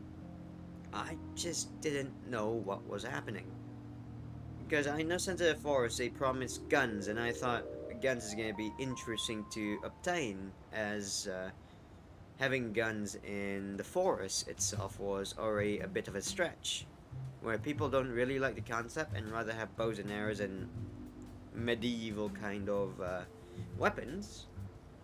They also may think that futuristic modern weapons may seem a little bit unrealistic, but who knows, maybe they'll tie in with the story.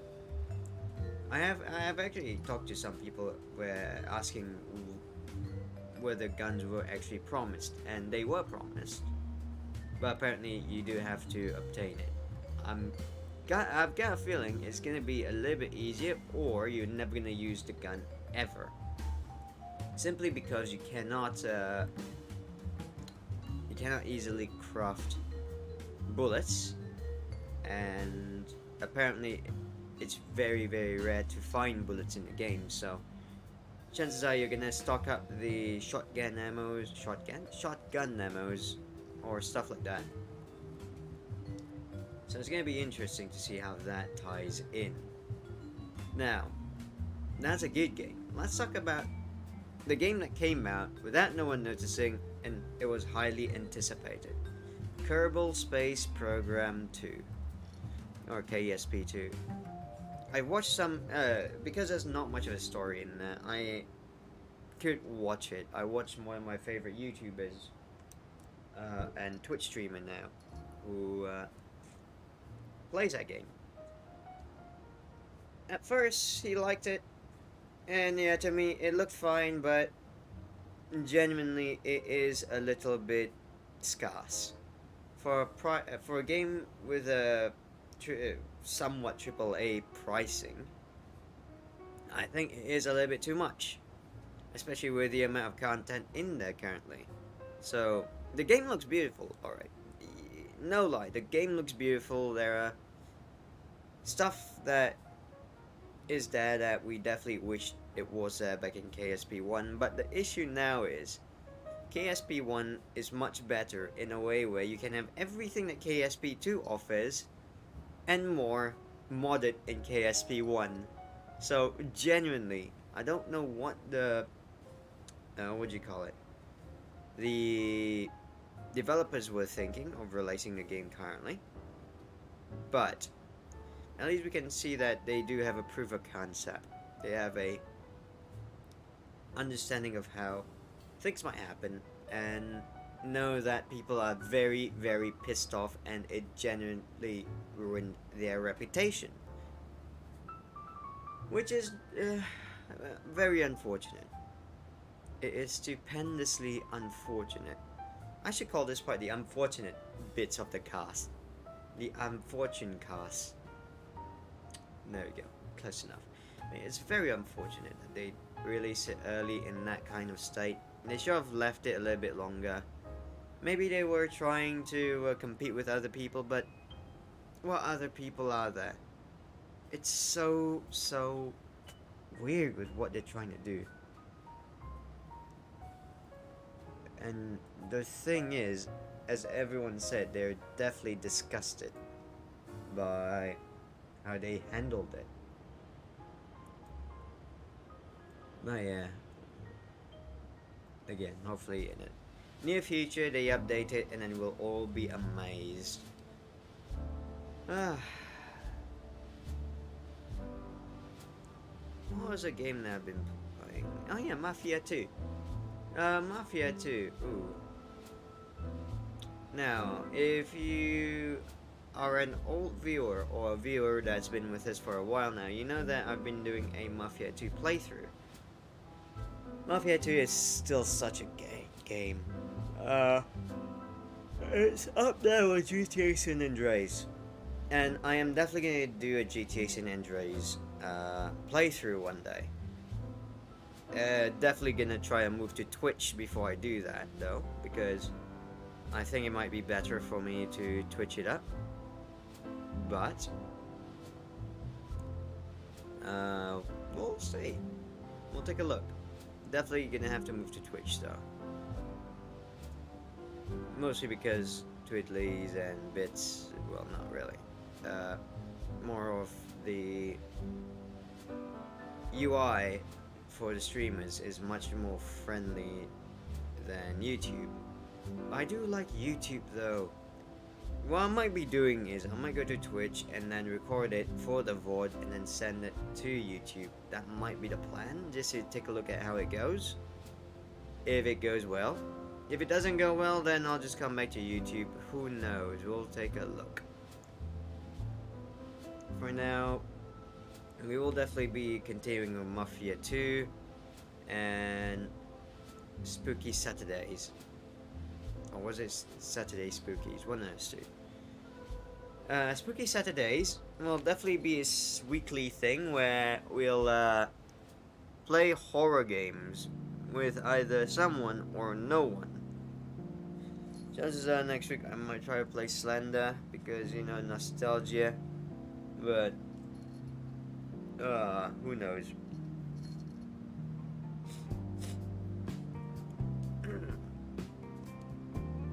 Javis, I feel like I'm getting sick again. I should grab a little bit of a drink. And no, I'm not going to be drinking anything nasty today. It's clean, clear water. Good water. The kind of water where you drink almost every day to achieve, what was it, 8 gallons? No, it's a gallon a day.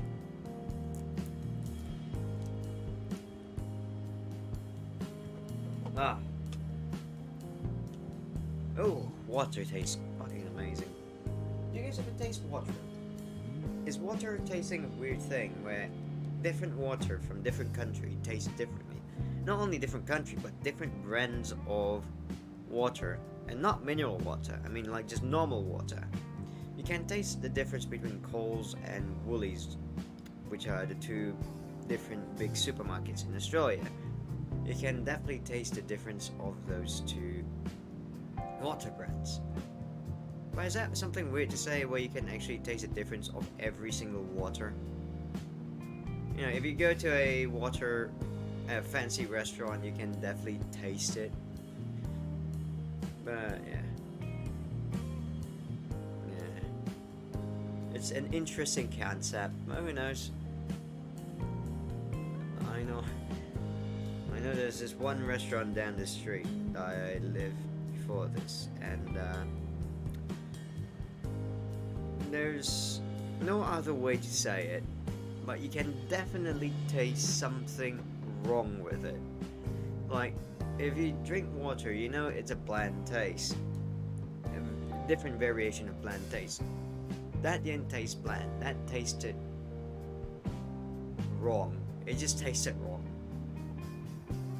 Yeah. Wasn't too sure what they placed inside the drink, but they might have just gotten it straight from the sewer.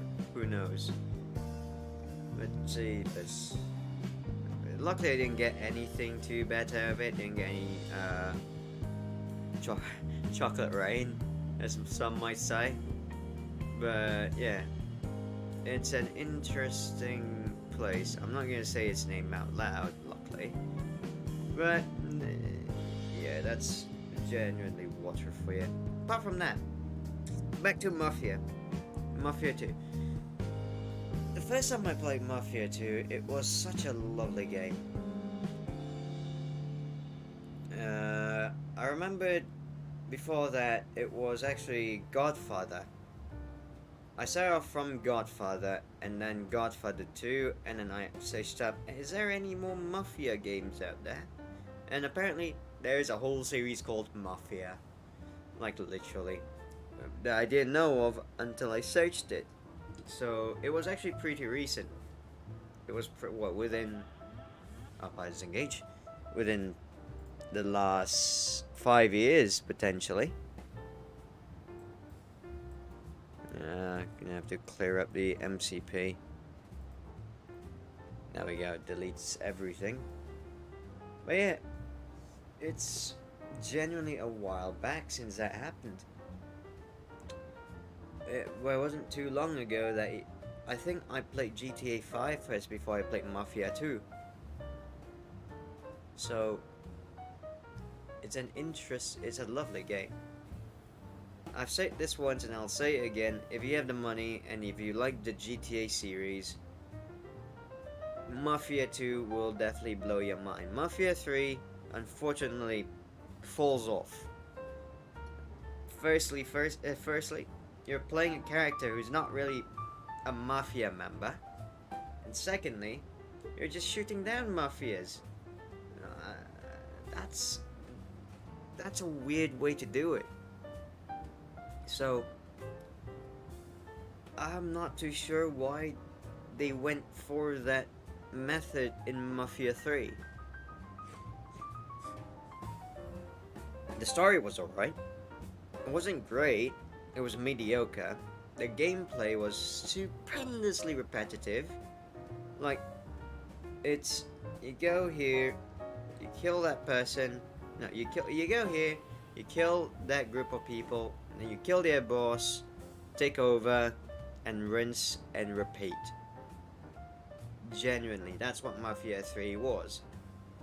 And for me, I do like games with good stories, so those repetitive bits were just the veggies for me.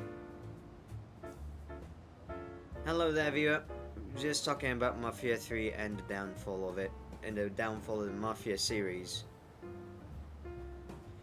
But yeah,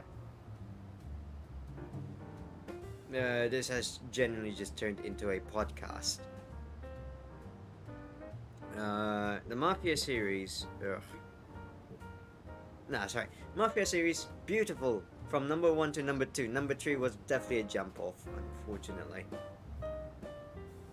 There are some things I do like about Mafia 3, where it's, you can own you can own parts of the areas, which reminds me, it takes me back to the days of Godfather and Godfather 2. So that was a great throwback, but holy moly. The attention to the detail for Mafia 3 compared to Mafia 2. I don't think you can turn on a faucet in Mafia 3. I don't even think you have a house in Mafia 3. No, you do have a house. No, you do have a house, sorry. I was just wondering whether you did or did not. I think I remembered that house being horrifically placed, like strategically. And I really hated going there. So that's why I rarely go there unless I want to save the game. But you can just save the game anywhere. And then you can't do the same thing as gun shops or the stealing of clothing in Mafia 2. And what's worse is you do not have auto shops anymore. Mafia 2, you can freaking modify the car. In Mafia 3, you've got nothing. Now, you see that car over there? That's the best it'll be. Can you change the color? Yeah, good luck, because you can't. Genuinely, Mafia 3 is a massive downfall.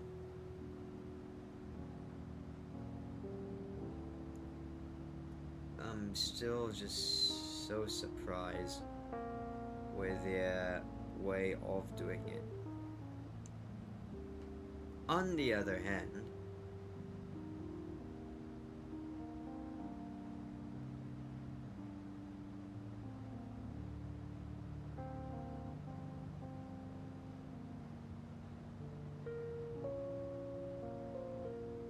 sorry, I just received a message telling me to shut the fuck up.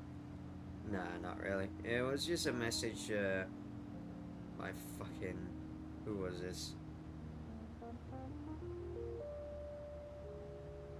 Oh, I should say out loud, because I might get screwed over, so let's leave it to that. There's no message on my phone. It's definitely thrown out of the window now. But, yeah, that's a Mafia series covered. Let's talk about the Godfather series, because that's another game that I really want to jump into. Unfortunately, I want to do Godfather 1, but I can't for the love of life find a place that sells it. And if I want to download it, you know, the interesting method, I can't explain why, but it's so difficult to find the proper, a good version of it. It's unfortunate that it's so hard to find now, especially since EA had pulled the plug on it a while back, so it's difficult to purchase it nowadays. Oh my goodness me. That brings up the topic.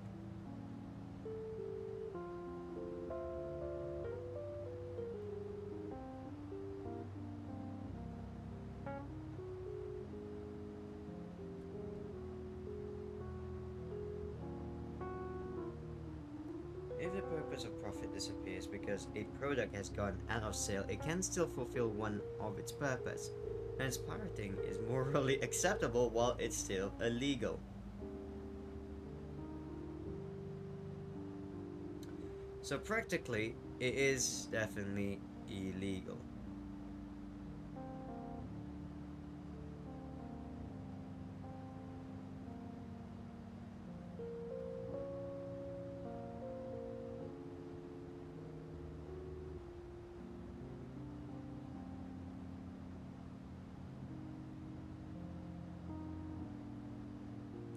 Our production print does not mean you cannot copy. Yeah, that's true.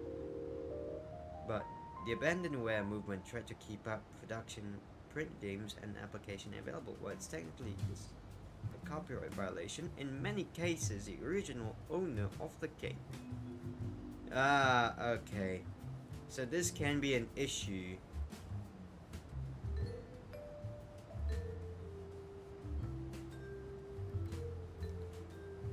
Genuinely, I am. It's so difficult.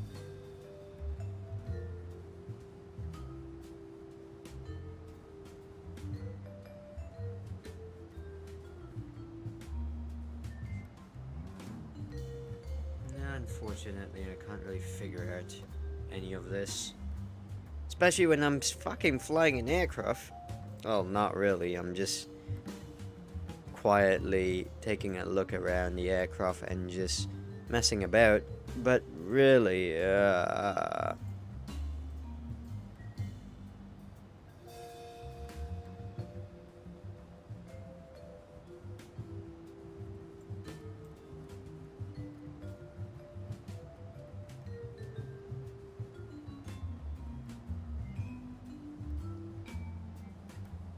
jeebus, Lorenzo.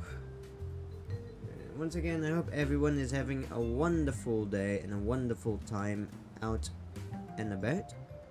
Because, it's genuinely very quiet at this time of the day. I do plan on going for a bit of a jog later after this stream, because it's been a while since I last jogged. Especially after getting the big cocoa. The vid basically. And last time I tried to jog, I was so out of breath compared to when I usually jog. So that's one thing to be worried of. Hello there, viewer. Hopefully you're having a wonderful day and a wonderful time even. Jeebus. Considering there's a long flight, we're just chit-chatting. That viewer has left. Unfortunate. Maybe I should just shut the fuck up. Maybe that's how I'll get more viewers. But no. If I want my viewers, I want them to know that I do not shut the fuck up. I will continue chit-chatting to show them that the kind of viewers I want are the ones that would join in the conversation. The one that, enjoys a little bit of chit-chat. Especially when there's multiple people. Sadly today we don't have multiple people as mentioned earlier because of fucking stupid stuff. But whilst waiting for ATCs to come on or anything like that, it's just going to be us and this fucking flight game. You know what? Why don't we speed up slightly? I'm pretty sure some people might love that better. So why don't we go 0.88? Is that still within? Oh, just barely. Perfect. Well, we'll take a look at how the aircraft handles this. Pretty sure it worked flawlessly. But you know what? It's not that big of an issue, is it? There are bigger issues than this.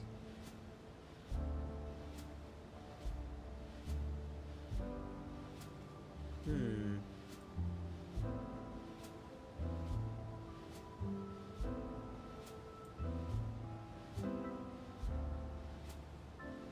I'm hungry now.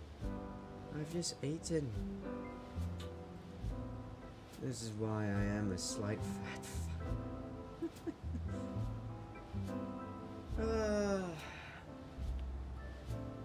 my new Mafia. I wish they actually made Mafia 4. It's the definitive edition for Mafia 1. Although it's beautiful, but god damn, Mafia 4 really needs to be done. Ugh. I had a lovely stretch.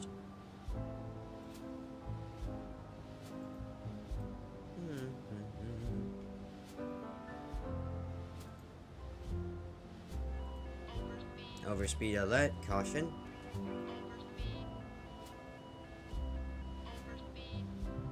Jesus. Well, the aircraft really doesn't like us, does it?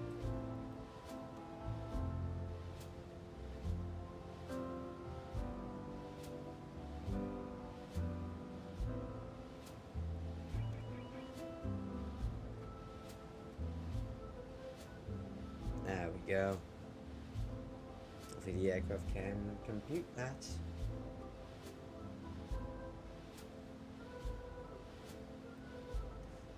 Well, if it does overspeed, we have to land and check the aircraft on the maintenance log, because it's done that a couple of times with the autopilot and off the throttle being such dickheads.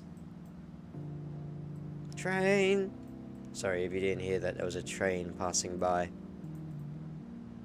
Maybe for 0.87 instead. Makes it much better. Gives it a slight buffer.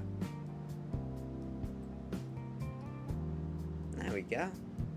Now we're going fast and not overspeeding. Perfect.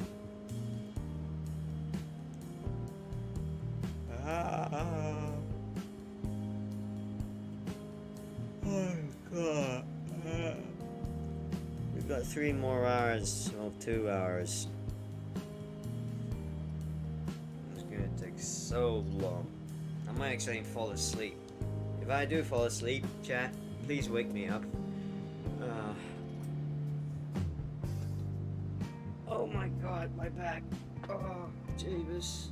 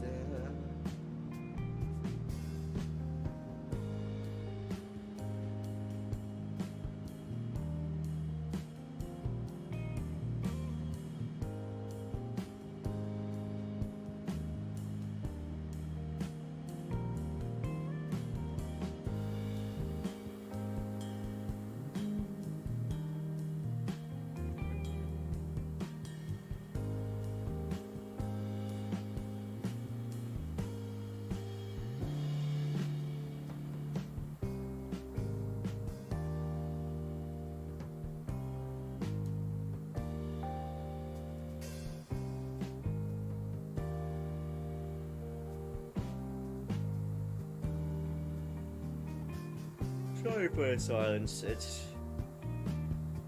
I'm starting to feel very sleepy all of a sudden.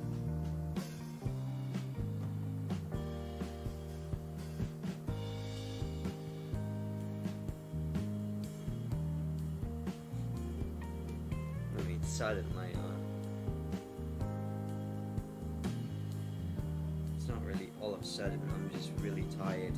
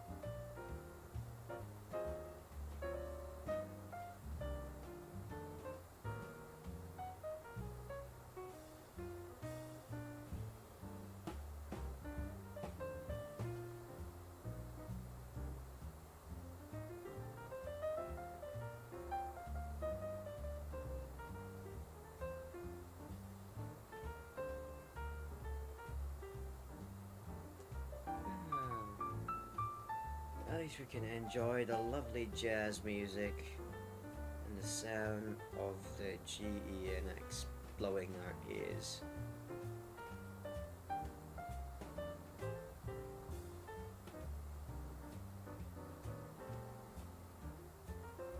Now for the VOD viewers, I would like you to, if you can, subscribe to the stream and, well, subscribe to the channel and hit the like button.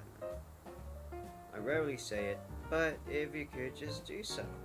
If you don't, that's fine. What's the worst thing that can happen?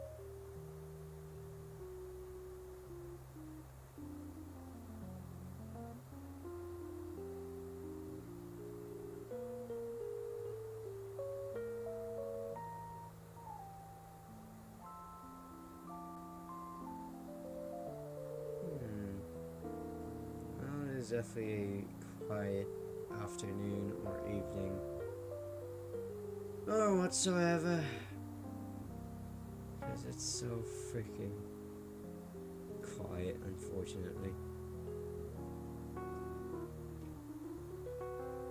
Again, hopefully everyone's having a wonderful evening or day, because it's always a wonderful day around here.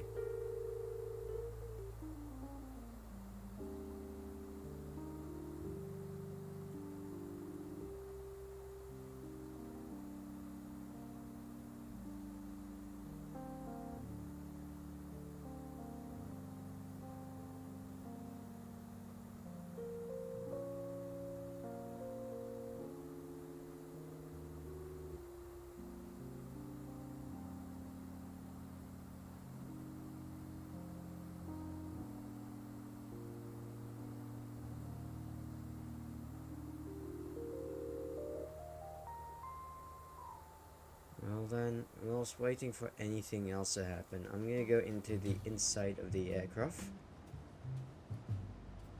just so we know how far we are, and I'm just gonna be AFK. I'll type something down to make sure people know I am AFK, so you guys aren't left out of the loop, but we'll deal with that in a bit. Let's see if I can do that. There we go.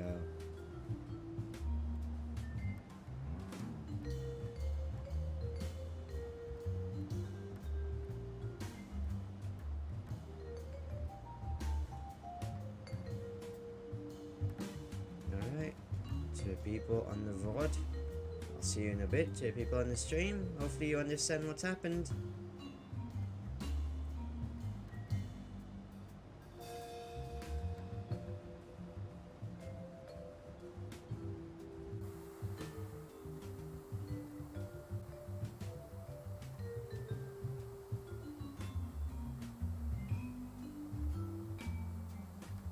Oops, that messed it up slightly.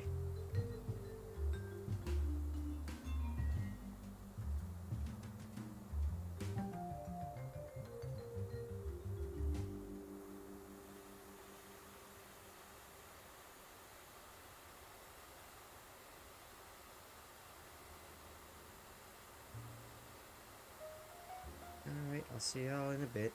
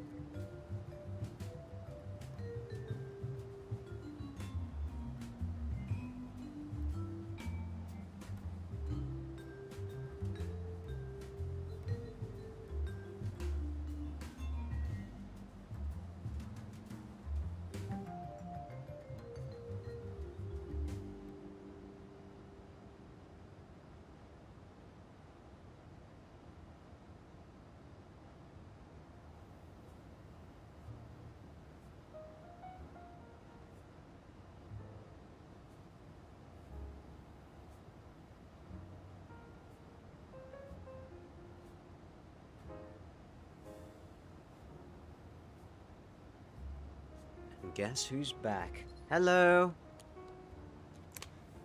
I see you're in the thing, matey. Yes, sir. Heading to Melbourne today. Let me turn off the away from keyboard. And voila. That should help a bit.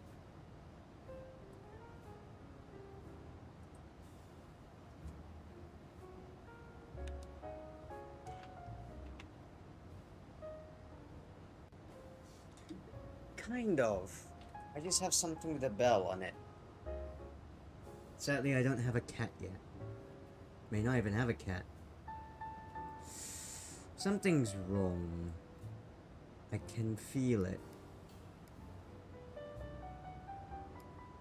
It might just be very far out, but it's fine. That is concerning.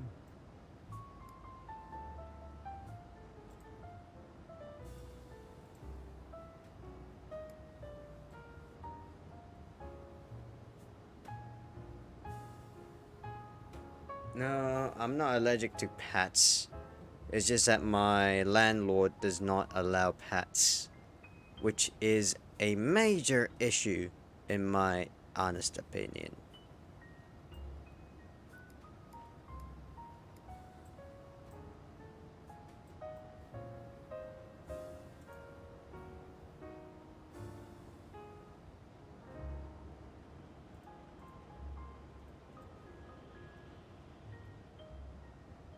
But I would love to have a cat if I could.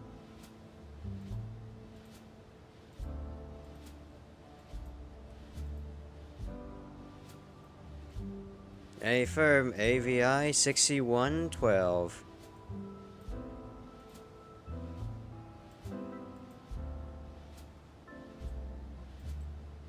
No, it's just me. Disregard that. The MCP altitude just keeps coming up even though we're meant to be at flight level 330. I already sat that into the FMC. It's just not going well. Probably will deal it once I'm on the ground. As well as when I was trying to go for econs. It keeps busting through the overspeed. No, not MCPL. The MCP altitude. Fucking hell. Close enough. You know what? Fuck it.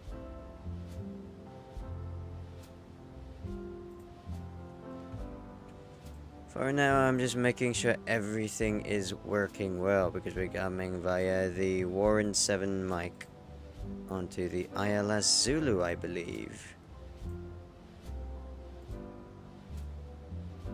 Yep, Zulu. Not gonna deal with the GLS today.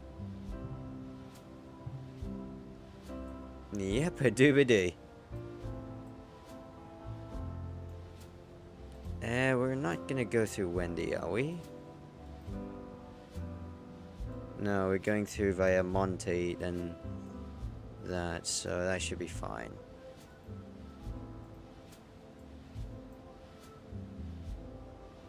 We'll go via Belta and execute, even though that's not what we're supposed to do, but this goddamn aircraft won't let me take a look at this area after that fucking bullshit. So going from Warren to Lukva.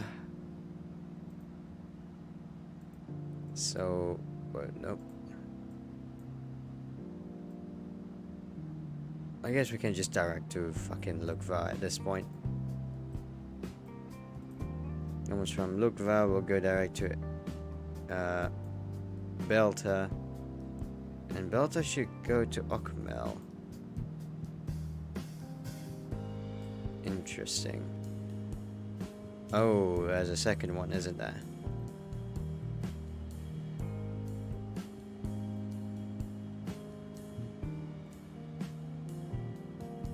I'll just bring this up and call that a day. Voila.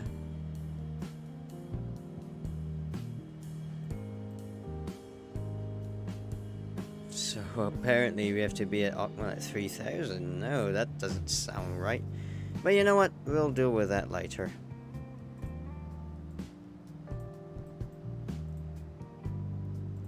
Now we go. We'll just have to be above Belta, then we can deal with it later. I don't know. I haven't actually opened up my Volunta in a while, so I can't really do much right now. Just kind of scared that it might crash everything.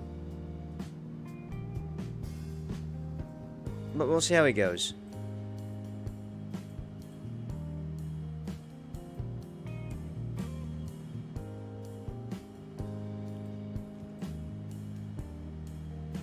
So by the looks of it, it's not gonna deal with top of descent for us, is it? No, it's not. We're gonna have to do our own manual top of descent. So we all know what the top of descent calculation is, right?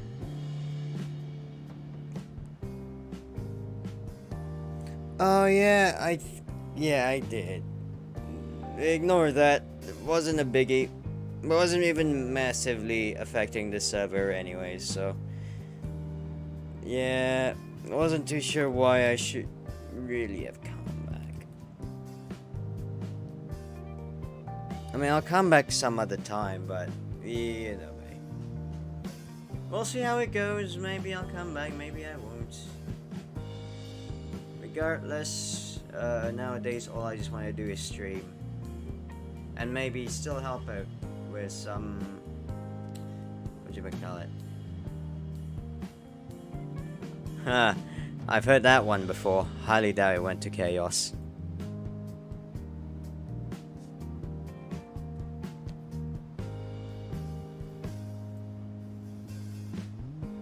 Jesus, look at how many freaking warnings there are over here. Pilot South by A380 and Boeing 747-8 basically is. Lamau. Only 3? That's more than fucking people that... No, that's the same amount of people who like this video. Yeah. Unfortunate.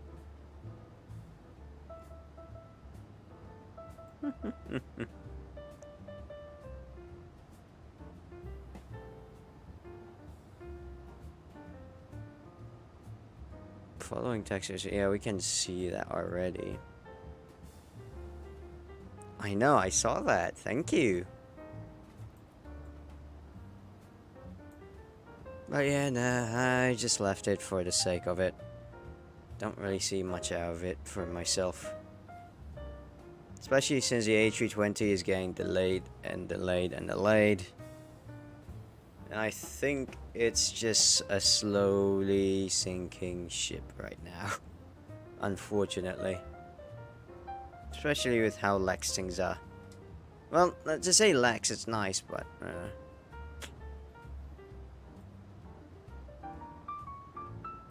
But yeah, no, that is kind of also why I left it.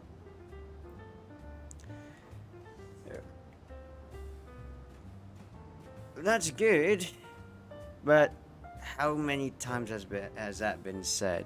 I'm not saying that it won't come up really soon, and that's just a little bit, of a rhetorical question. It's more of, considering that it's been stated so many times, that once it comes out, you better hope, yeah.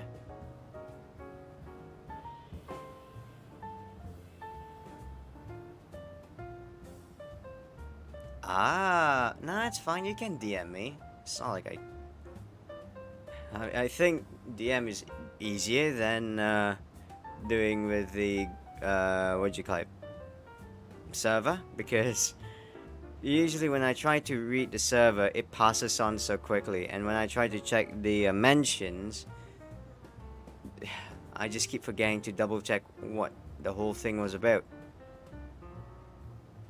And even then, I do reply back. It just takes a whole 24 hours. It requires one whole working day for it to be replied. Oh yeah, no. Lately, I've just been fairly quiet in the server. Nothing much to deal with in there. Is it though? There are quite a few. Oh, that one. Yeah. We'll have to see. probably in 2 weeks, because I still got quite a few stuff to deal with, unfortunately. But we'll see how it goes. Definitely gonna have to eat something soon as well. The biggest thing is me trying to lose as much weight as possible right now, so that's the other issue.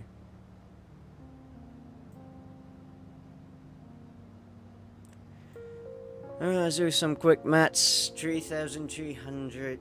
Sorry, no. We want to be down to 3,000 feet. So 33 minus 3. 30 times 3, 90 plus 10, 100 nautical miles. That might work too. Then we can take a look around if there's any good pubs. But again, I'm not too sure. We'll have to see first.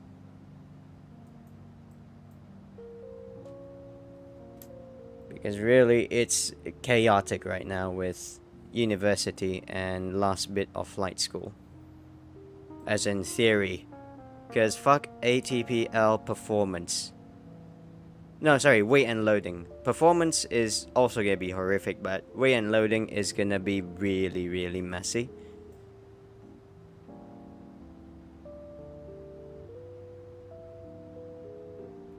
That is true. Pubs are definitely not the best cost to hunger ratio, unfortunately. The best one is still the Korean bar. Stuff like that.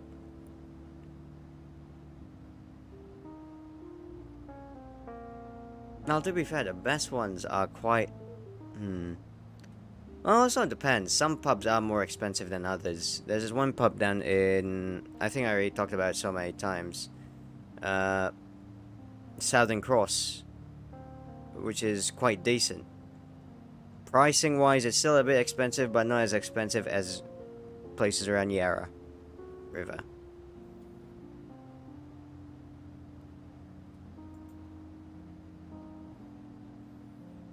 Okay, so when do we start descending? 834, which is 42,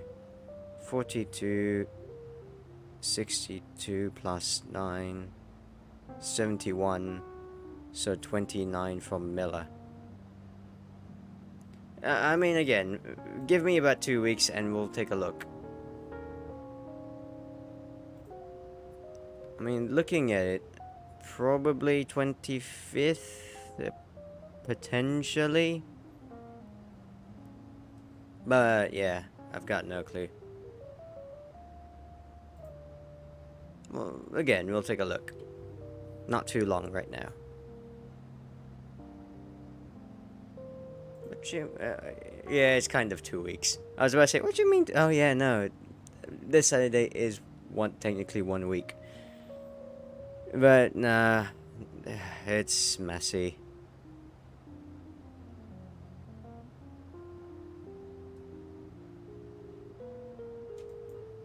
I was only going to be sick for 1 whole week. Oh my god, really? What the fuck? I'm so confused with that statement, but oh my god.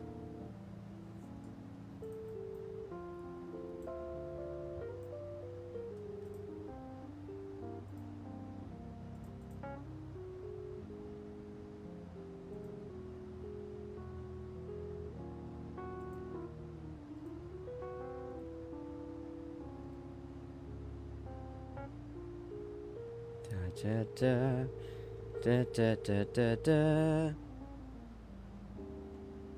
Oh yeah, about that. It's gonna take a bit longer. It's gonna take much longer. Sorry about that.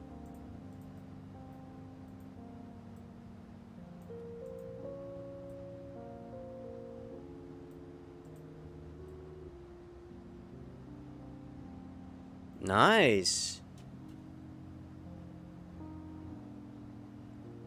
Yeah, take your time. Take your time with all that. Just have enough food, have everything you need. I'm pretty sure time will come once we can actually go out. After this, I have to go out jogging anyways. Unless you want to join in for that. Highly doubt anyone wants to join in for a jog.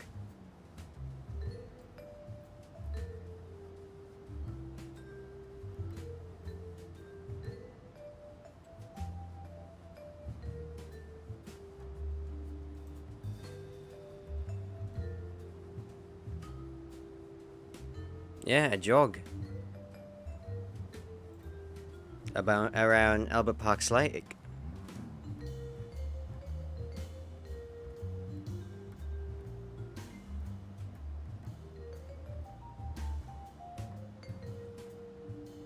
Exactly what I meant earlier by chances are you really don't want to. No, chances are no one really wants to because fucking Melbourne. Yeah, anywhere you have to go, you'll need either a car or a fucking train. Everything is like miles away, apart from shops. But genuinely, yeah. Albert Park is nice. Can't wait till they get rid of F1 though, because, yeah, that's fine, that's fine. Recover, take your time to recover. I have to take my time recovering my financials as well, so don't worry.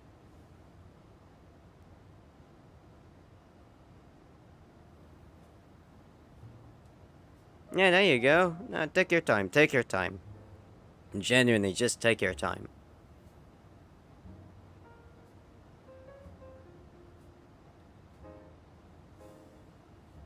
I mean, fucking hell. At some point, it should be better. And hopefully it's sooner than later.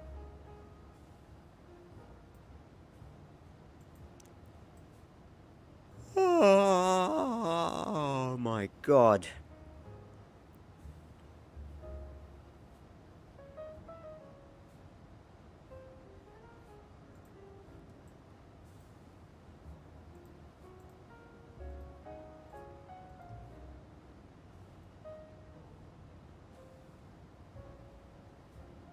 I mean, to be fair, if you're bored,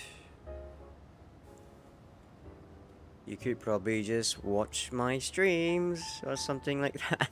Nah, just, you know,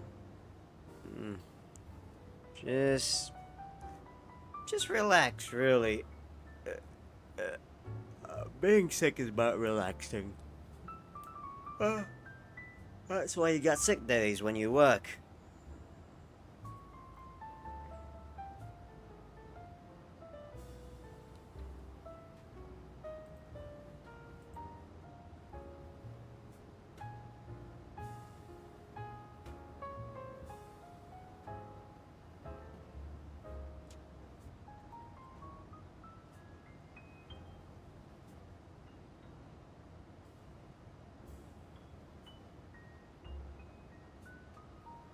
I'm gonna do something a little bit tricksy on this one.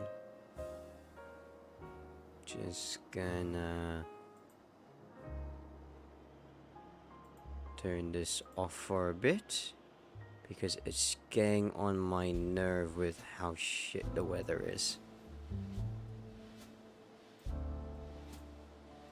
That's gonna cause quite a bit of wind change. Ooh, Jesus Christ.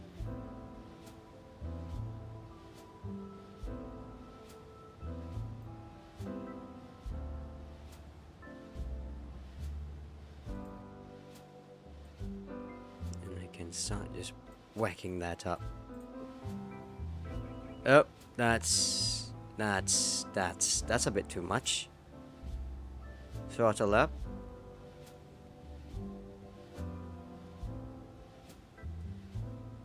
That's fine. That is fine. That is fine. We are fine. We are good. We are not that good. Hold on, let me fix that slightly. It's meant to be slowly does it, not a genuine direct bump. There we go.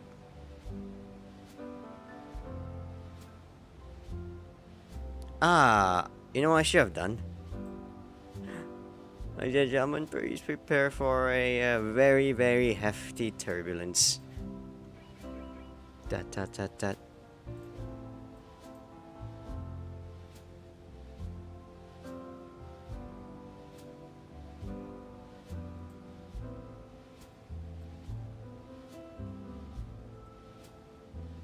Oh my Jesus.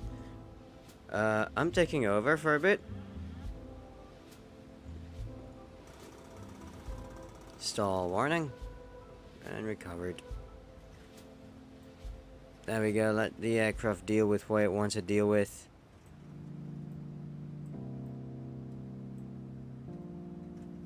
Can we just use flight level change, please? I think that makes it much better. Right.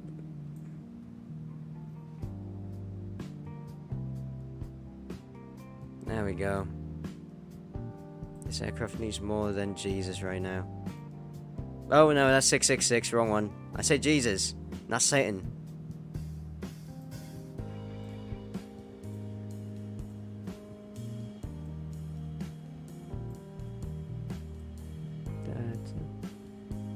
That is gonna be very interesting for it to climb.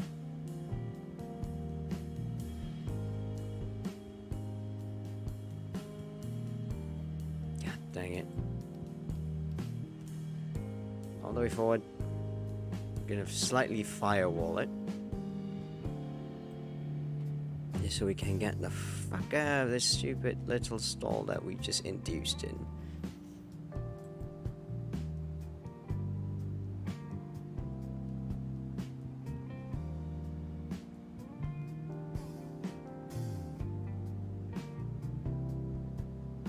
Alright, let's fix that slightly more.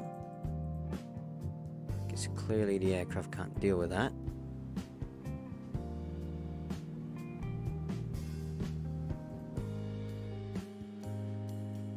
And a little bit more headwind probably. To fix it, probably requires about 30.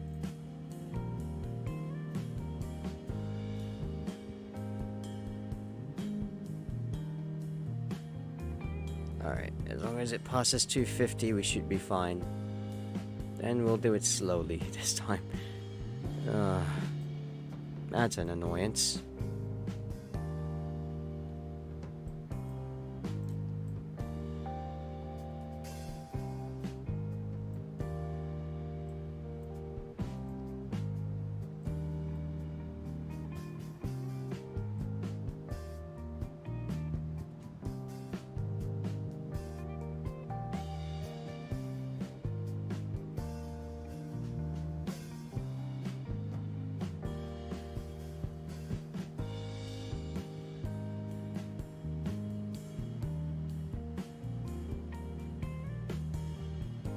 Excuse me.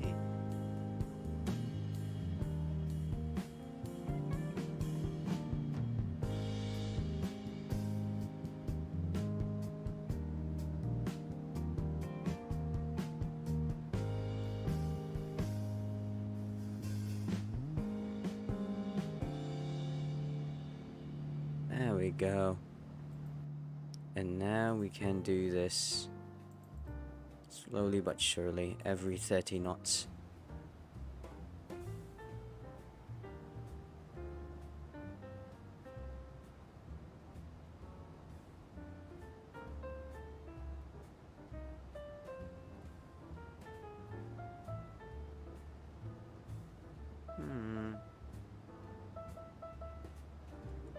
Now Sydney is all fucking alive right now. But luckily I am not entering there. Because I'd rather not.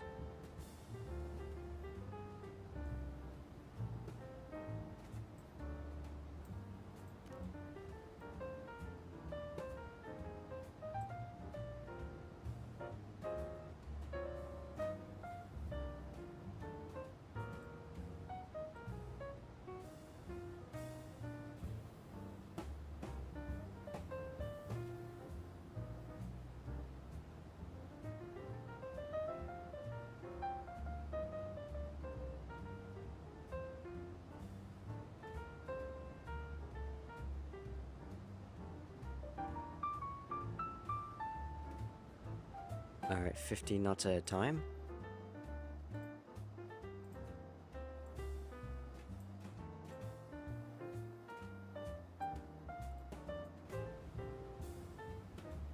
There we go.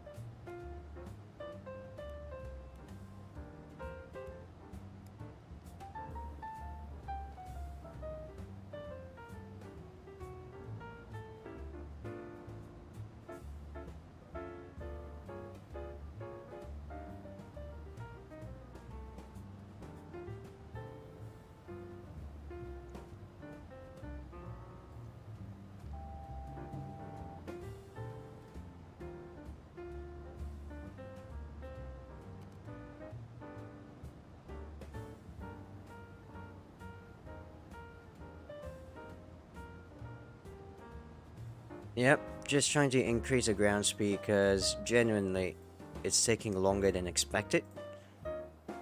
So there's one way I try to compensate for the slight lags.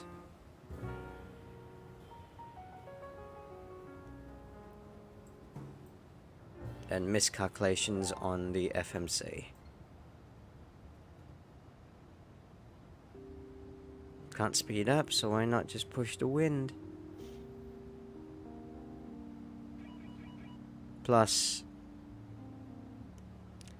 to be fair, earlier there was a little bit more headwind than what it's meant to be as well, so there you go. Just giving a slight push, a slight nudge, as some might say.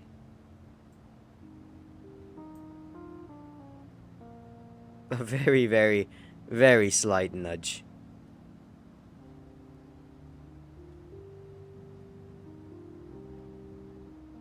The nudge was very subtle.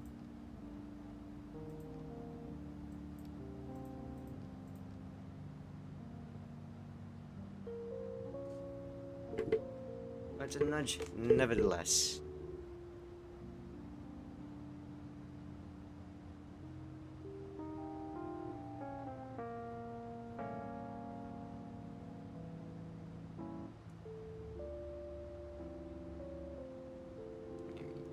Yes.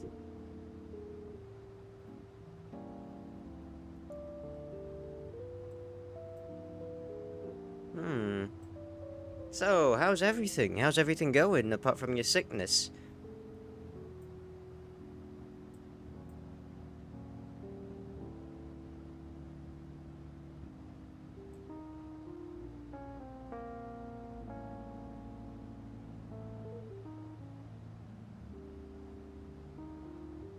There you go. See, we cut off 20 minutes of airtime.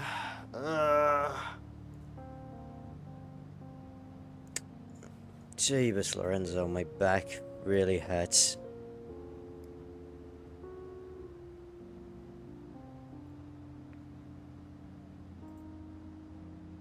Anyways, for the people on the VOD, hopefully you're all having a wonderful time too.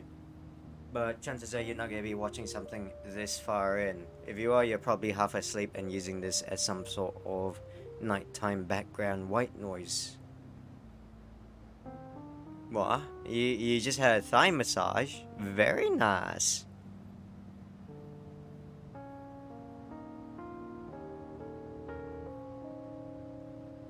Is that what you've been doing lately? That's for that's an interesting thought.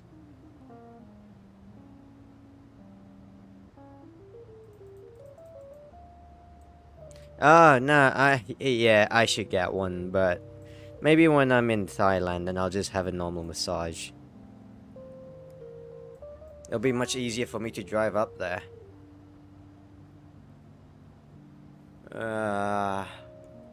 Oh fuck, I accidentally just freaking bite my own teeth. You know when you accidentally close your mouth too quickly and then one teeth hits the other teeth? Ugh. Such a painful bullshit.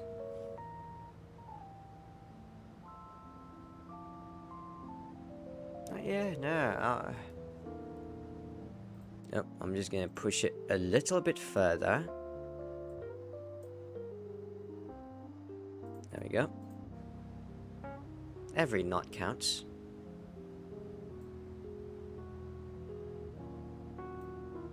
Nice. I usually eat ice too whilst chit-chatting, so I've... Also, fuck the 11 o'clock plus 11 UTC. Keeps confusing me. Every time I look at fucking 5 UTC, I thought it was 1500.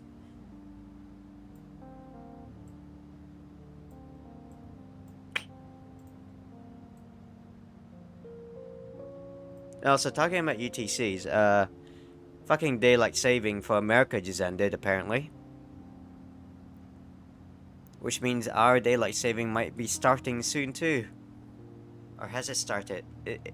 It's in April, right? Melbourne? Or something.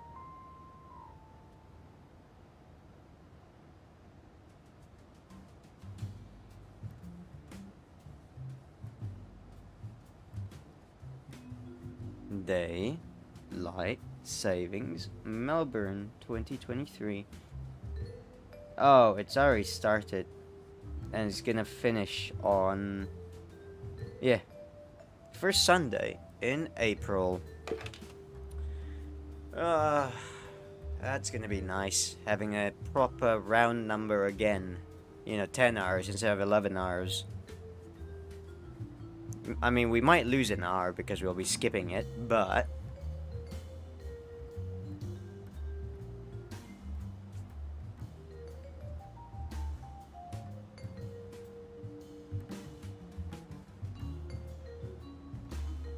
No. It already started, and it's going to end in April. Plus 11 is a thingamabob.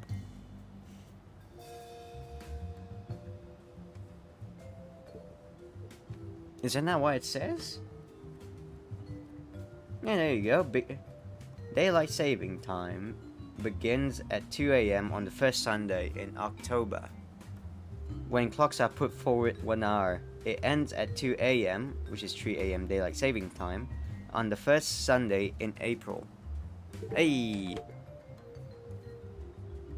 Which is... fuck daylight savings, man. Daylight hasn't really done much for us apart from the trees and the food and all that crap and vitamin D, but apart from that, why do we need daylight savings? Why do we need to save daylight?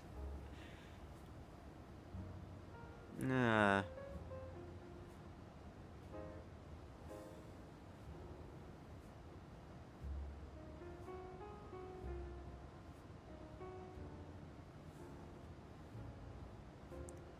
Also, I'm in vatsim right now, and there's no Melbourne Tower or Melbourne ATC Centre or anything like that. There's no Melbourne...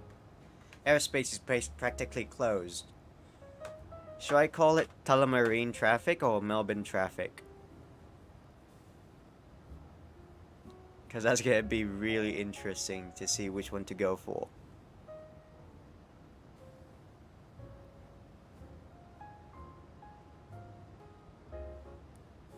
Tulla traffic. Tulla traffic.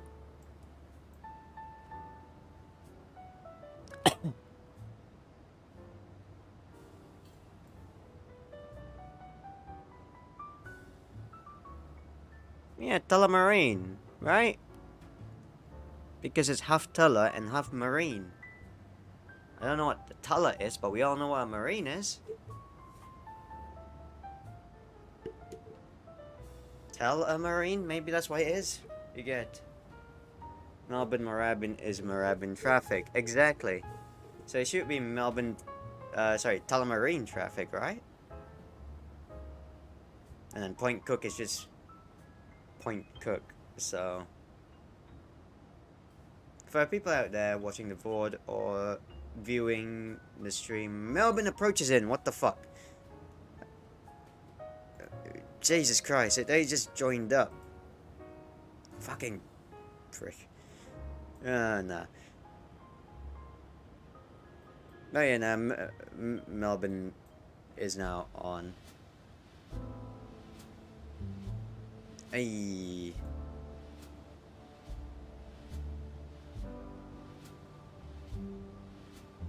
So 118.0. Let's hear that one out. God dang it. 118.0.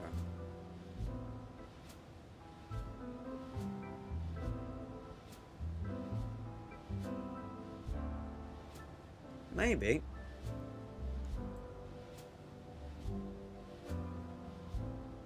Now, there was no ATC earlier. As in, like, genuinely. Melbourne Terminal Information November. Expect instrument approach. Runway 16 for arrivals and runway 27 for departures. Wind Jesus Christ. varying 130 degrees to 220 degrees. Hold on. 6 knots. That's loud. Visibility greater than 10 kilometers. Cloud view 3,500 feet. Temperature 24. QNH 1016. On first contact with that's Melbourne why. ground or approach, notify receipt of information November. We got November, and that's kind of because that is actually on 2. Okay, now this is that's the right side, that's the left side. I keep forgetting, I just forgot to push them around. So it's on 122.8, which is something we shouldn't have, but you know what, doesn't really matter right now. On 18.0. And we should be hearing from Melbourne terminal information There we go. November. Expect instrument approach. November. Runway 16 for arrivals and runway 27 for departures. Wind varying 130 degrees to 220 degrees, 6 knots. Visibility greater than 10 kilometers. Cloud view 3,500 feet. Temperature 24. QNH 1016. On first 016. contact with Melbourne ground or approach, notify receipt of information November. Hopefully you guys can hear it. Time check 0509 and a half. 0509 and a half.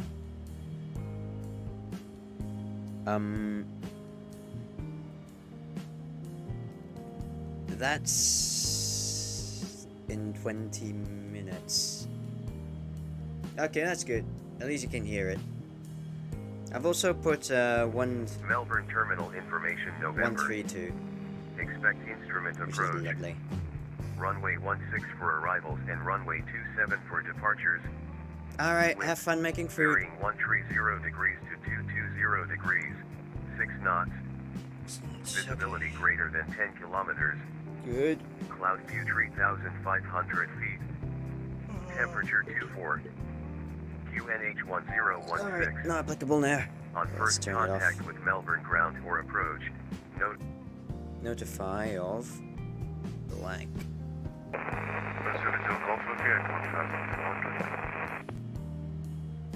Zulu Juliet Golf identified, climb by seat flight level 240.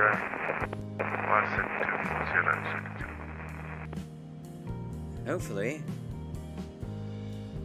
You know what that means? We have to genuinely slow down now. Well, the opposite way it goes then.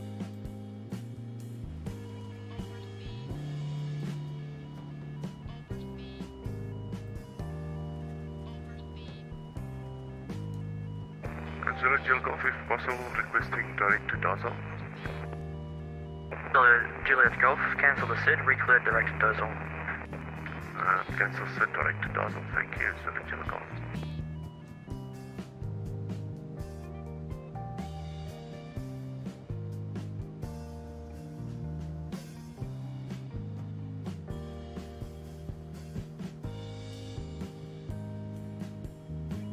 Oh shit. That's good. Nothing is great right now, unfortunately.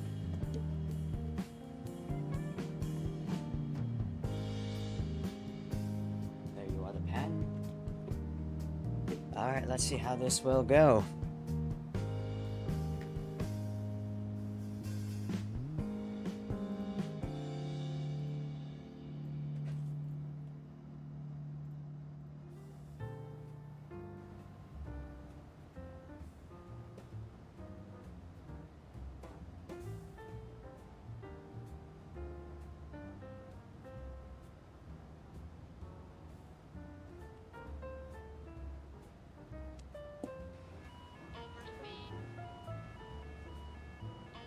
Stations inbound Melbourne, terminal information Oscar now current, changes wind 180 degrees, 7 knots, terminal information Oscar now current, all stations inbound Melbourne.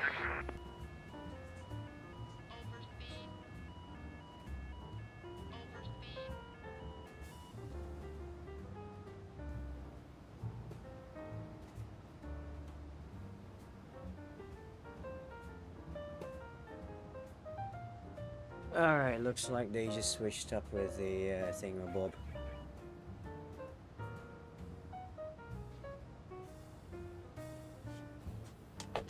Oh no, my phone! Anyways. Alright, let's see what they have to say again. Have we got everything corrected now? Yes, we have. Perfecto.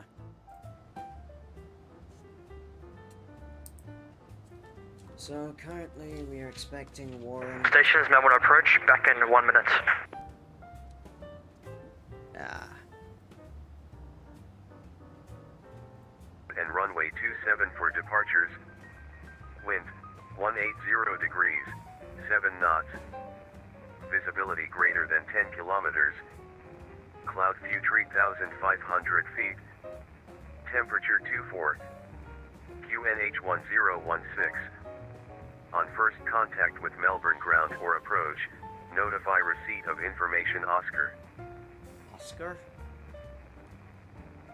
Time check 0514. 0514. Confirmed.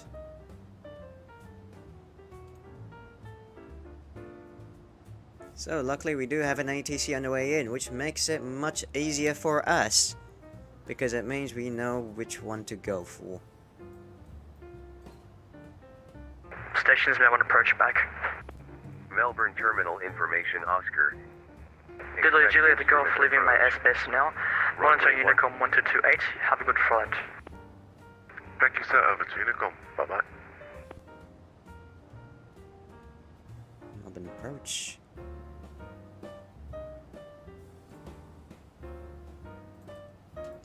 We're outside airspace currently, but we're about to enter it. Would you like to give us to contact you now or somewhere closer in? Information dump. This is going to be an interesting one because there's no center and they won't really give us a, what'd you call it? Clearance until we're nearby it, so I'd rather ask it now than later.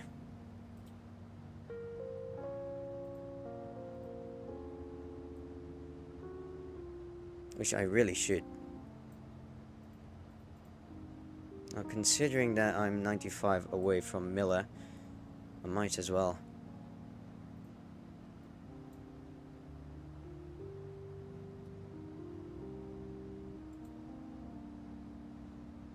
Where's clearance?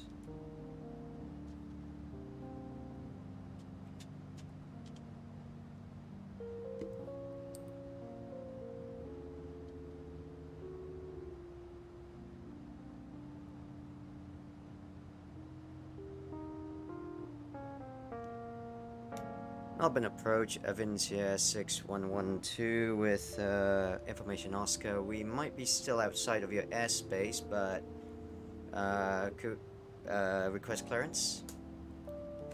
Avincia 6112, since I'm an approach controller, you don't need clearance from me. I'll just give you a squawk code to squawk, but you're still about 100 miles out. Squawk 1225. 1225, thank you. And sorry about that because I wasn't too sure if I need clearance for the star on the way in without the center. Oh no, you can practically give yourself your own star clearance, I guess. I can't give out star clearance as approach. I see, alright, thank you so much. Sorry about that. 6112. And just advise me which runway you're going to be landing, because I 16 for arrivals and 27 for departures with information on Oscar. Okay, we'll inform once again. Closer, 6112. Okay, 1225. Well, I may have embarrassed myself, but I learned a good lesson. 1225, squawk. And voila. So we've got squawk. 1225, we'll probably use a Warren 7 mic onto ILS 61. No, ILS, not 61. What the fuck am I talking about? ILS 16. There you go.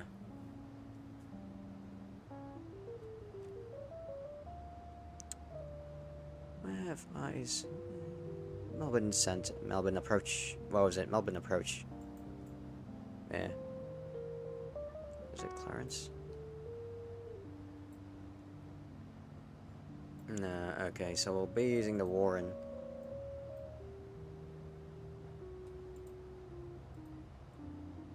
I'll probably have to get this done and done with too, because it keeps messing about.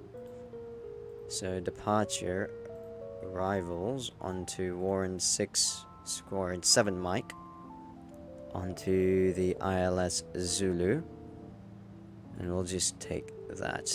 Legs, please say, oh, there you go.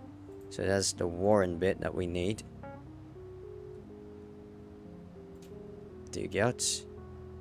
Then Lugva, then direct to Belter. Then YMML. Oh, that's perfect. That's what we need. Okay. So we still need to be at Belter by 3,000. So it's still going to be 100 nautical miles before we actually do that. 100 nautical miles. We're doing 4.5 nautical miles per minute. And in 100 nautical miles, we have to be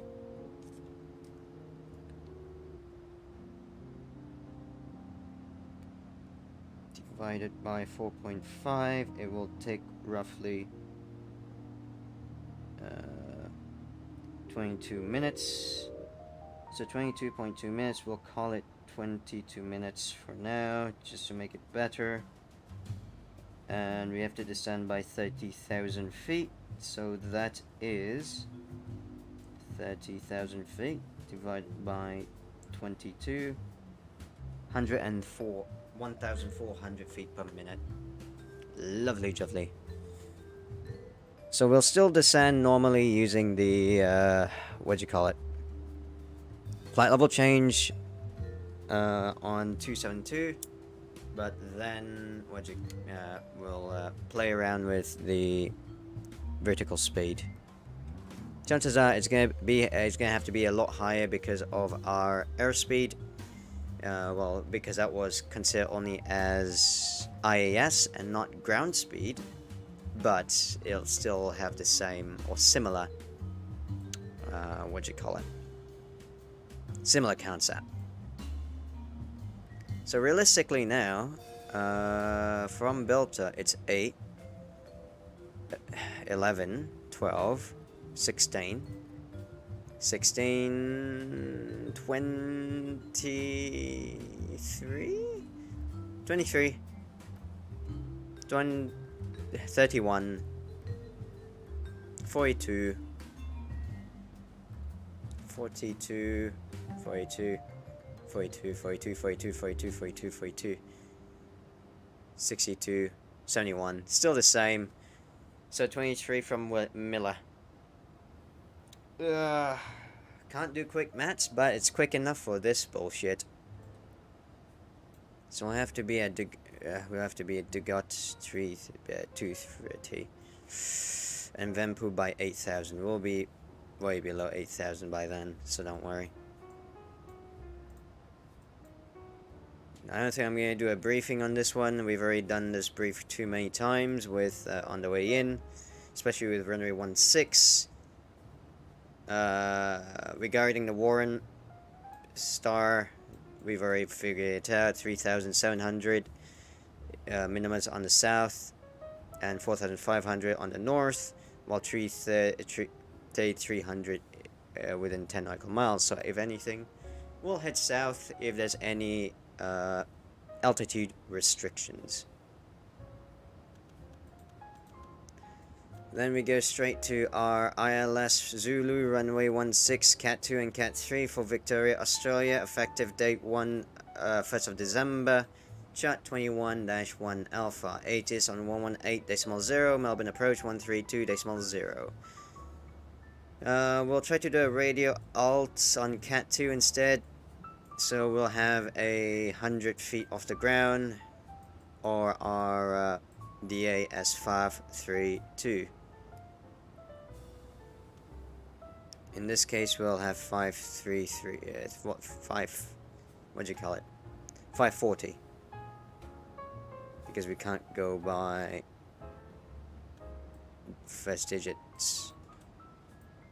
As well as this side, SATs. Off of P6. Normal. MFD. Close enough. Qantas 938 with Oscar, request clearance to Sydney as 5.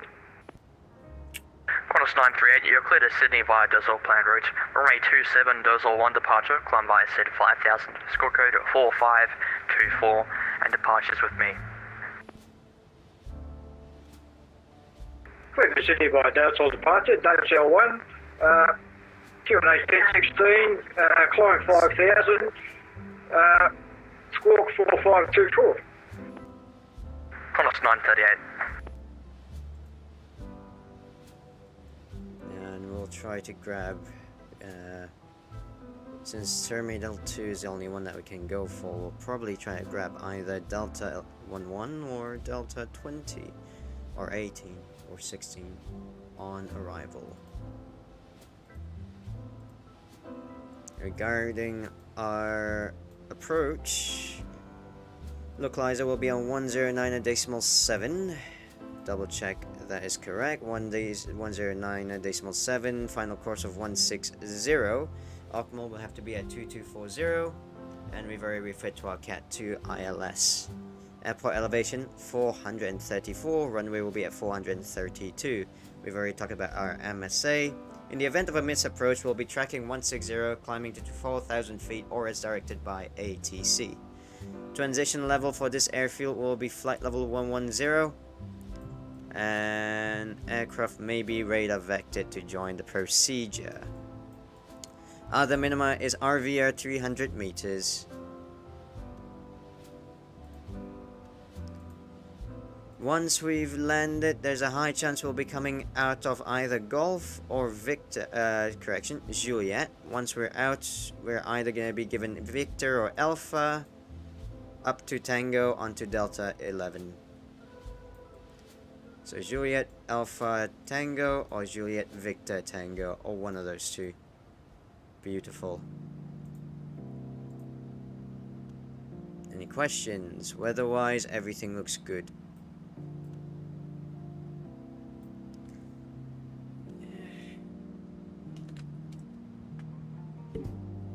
Melbourne approach, Melbourne approach, Melbourne approach, Avincia 6112. We'll be descending via the Warren 7 Mike ILS Zulu 16.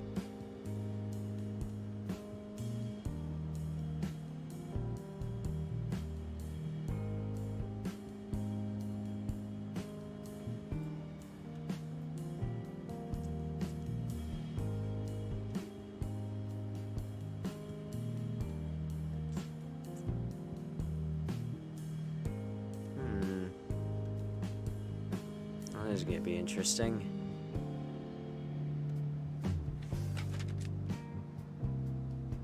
We can't start descending.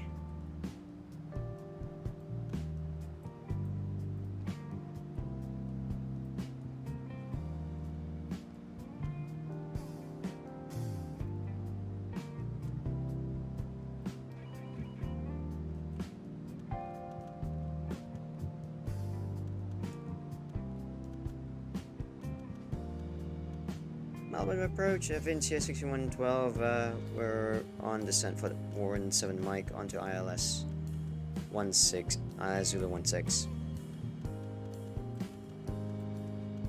Melbourne Center, Avincia 6112, we're on descent on Warren 7 Mike onto ILS Zulu 16. Copy. Could you just say your airline call sign? I missed that one. We can just go for AVI for now.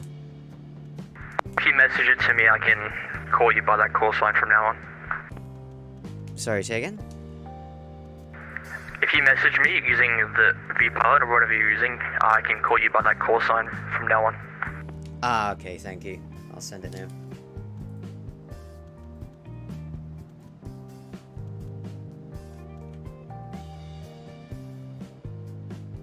See it. 6112. Or just AVI. 6112.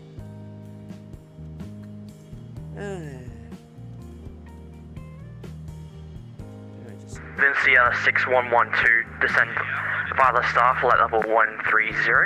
Runway 16, expect the ILS approach. Descend via star, flight level 130, ILS 16, ILS approach, Avincia 6112.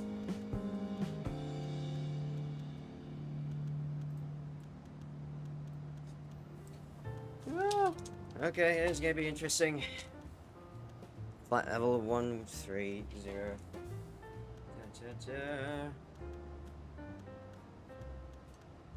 Airspeed.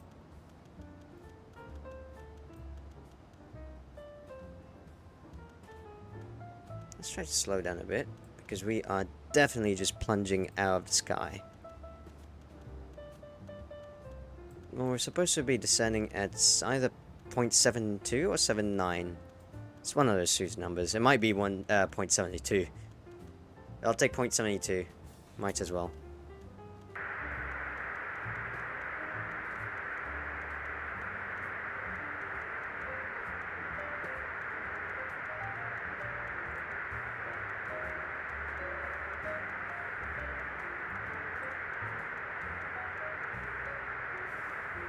Testing.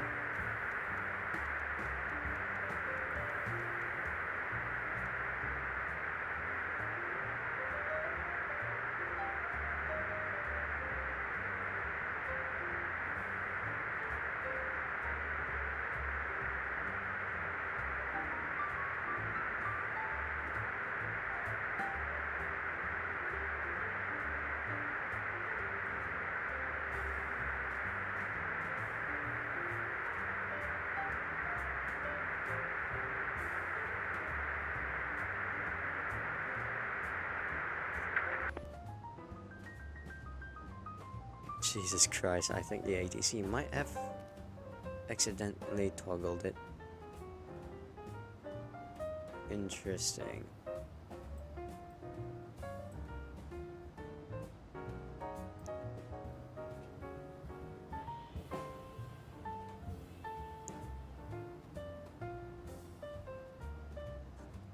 Yep, where's my phone?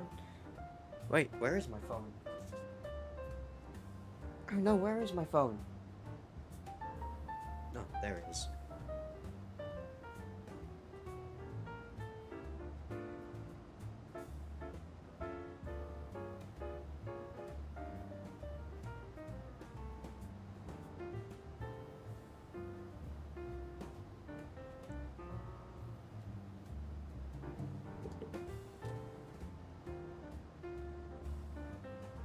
Qantas 938, ready for push and start. F25. Qantas 938, pushback approved. Approved F25, Qantas 938.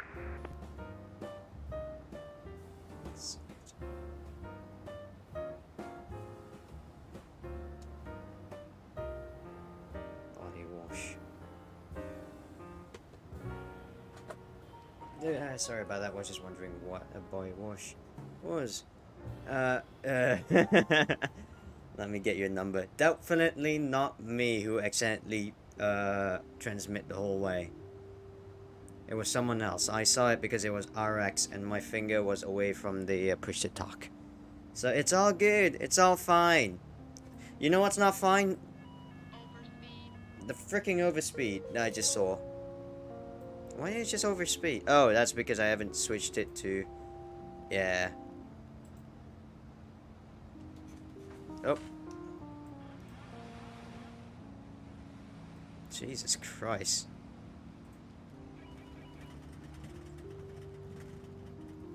That's gonna be an interesting one.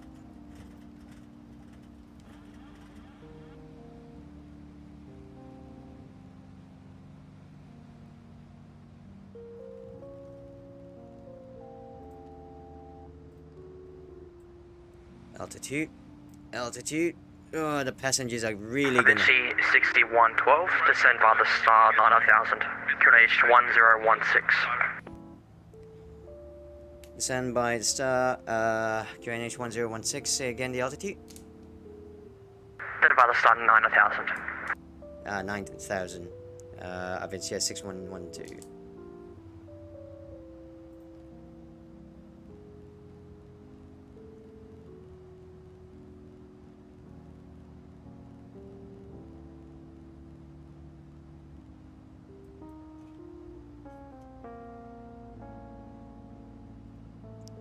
Alright, Sid.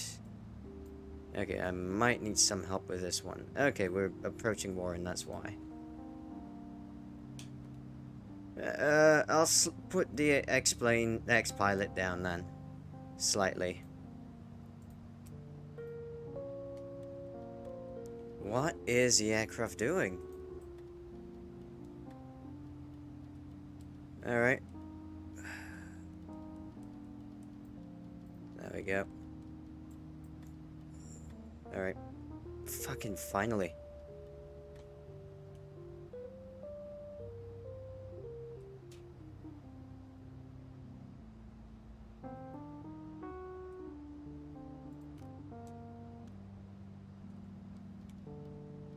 Alright, flaps. What if flaps 5 speed checked?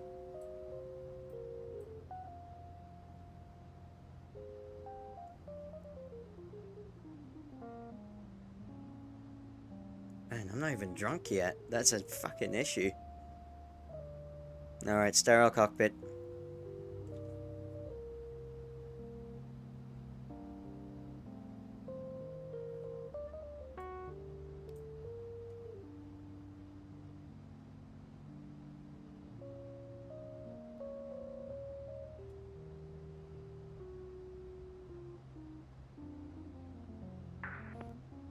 Approach Qantas 259, that's we're at Charlie 7 requesting IFR clearance to Sydney and we have information Oscar on board. Confirm Qantas 259? 259, yep. Qantas 259, in a flight plan, your arrival airport is filed as Port Macquarie. Yep, no, that's right, Port Macquarie, it's meant to be. Yep, 259, IFR clearance to Port Macquarie, sorry. Plus 259, you cleared at Port Macquarie via the Dorsal plane route. Runway 27, Dorsal 1 departure. Flying via Sid 5000, score code 3222, and departures with me. Qantas 259, it's cleared to Port Macquarie via Dorsal 1, up to 5000, score king 3222, and departures on 132.0. Qantas 259. There we go, it sounds much better. Should be. CX 6112, descend by the star 6000. Avincia 6112, descend by star 6000. Sorry, the other way around. 6,000. The other way around. 6,000. I am so unfit for this. Sorry, the other way around. Yeah, I was meant to say it. Descend by star 6000, Avincia 6112. He's definitely gonna ask for my number now. Unfortunate. Maybe I should have had a little bit more practice beforehand.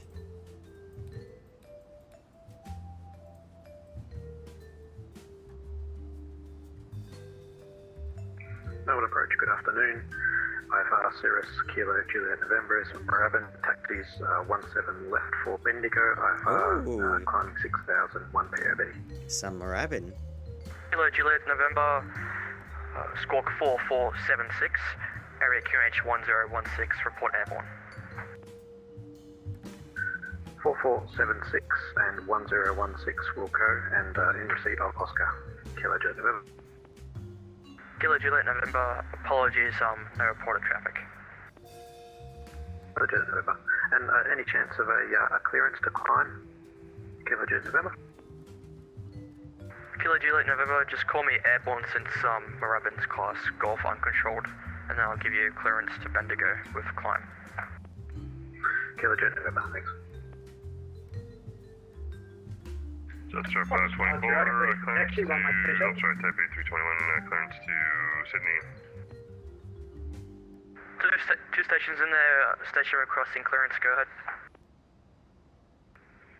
Qantas 938, request taxi to runway 27. They were both asking for clearance, oh my god. Qantas 938, taxi Quebec holding point, runway 27. Quebec holding point, runway 27. Qantas 938. Station, go ahead. Just Star 524, Type A321, Bay Echo 8, clearance to Sydney. Just a 524, clear to Sydney by Dozell planned route. Runway 27, Dozell 1 departure, climb by SID 5000. Score code 3621 and departures with me. Clear to Sydney, Dozell flight plan route, 27, Dozell 1 departure, climb via SID 5000, departure with you, squawks 3621 for Jetstar 524. Jetstar 524. CS 6112, descend by the star 3000. Descend by a Star 3000, Avincia 6112.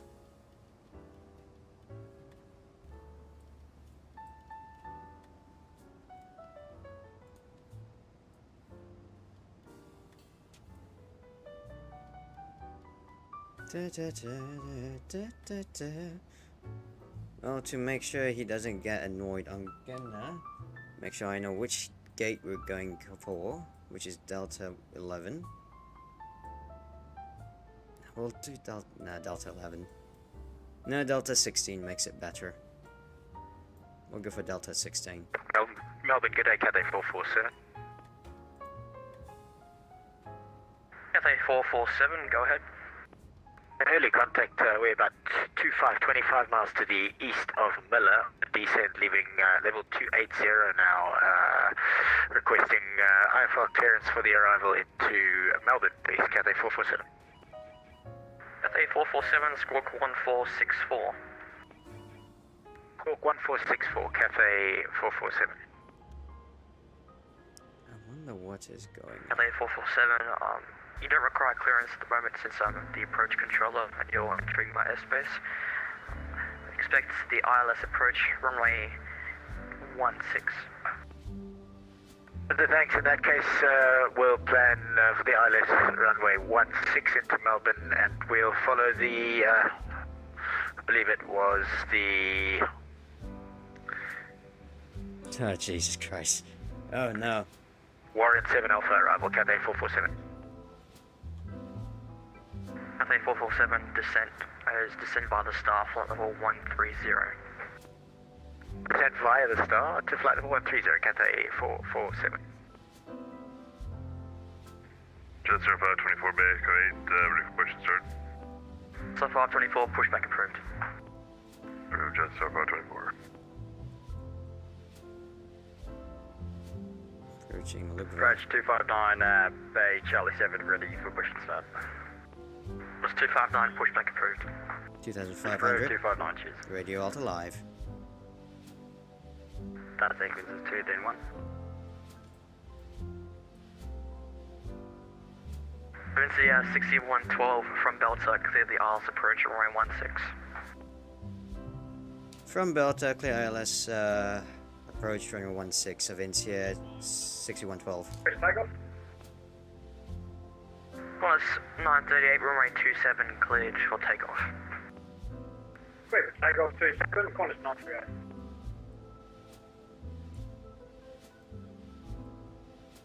Alright. From Delta.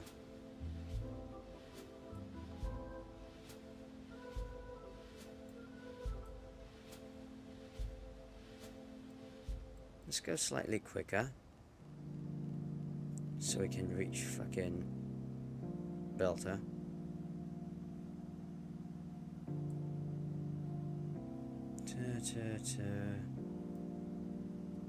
Flight attendants, please reset for the approach. On approach Kilo Juliet November is Airborne, Rabbit. Kilo Juliet November, report level passing. Passing 600 Kilo Juliet November. Kilo Juliet November, Melbourne approach, you're identified. Clear to Bendigo via the Melbourne plane route, climb 6000. Clear to Bendigo via Melbourne planned route, climb 6000 Kilo Juliet November.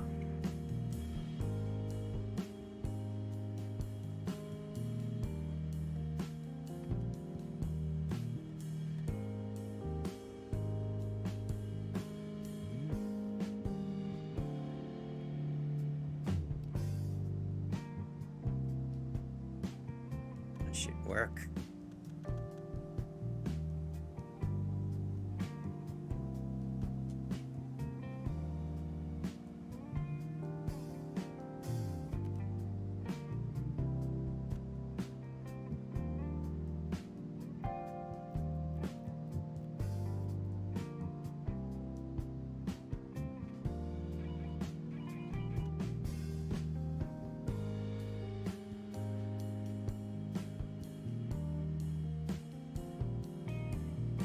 Establish on localizer. That's what I tried to say. Avincia's.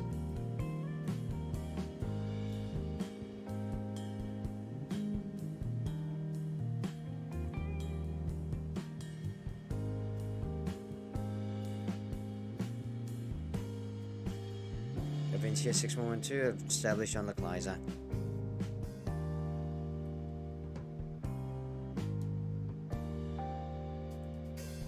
That's definitely something I should say later.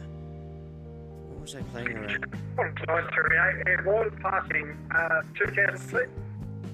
Qantas 938, Melbourne approach. G'day, you're identified. Climb by SID, flight level 240. Coming 240, Qantas 938.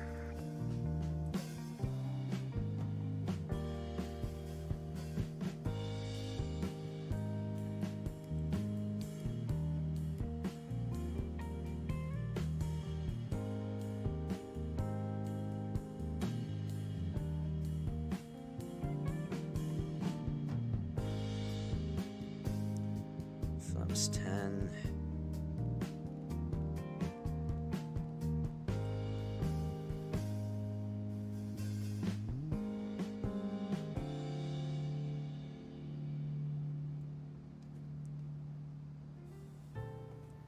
It's not really going any better, is it?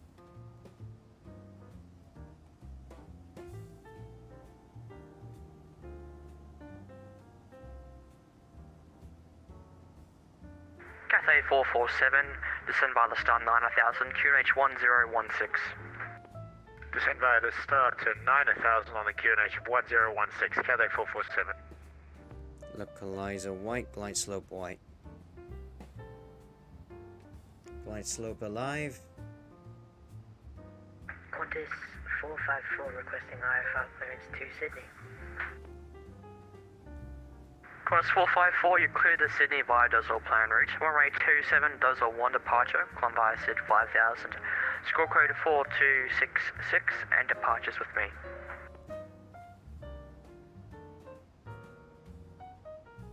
Cleared Sydney Airport via the Dozel 1 departure, runway 27.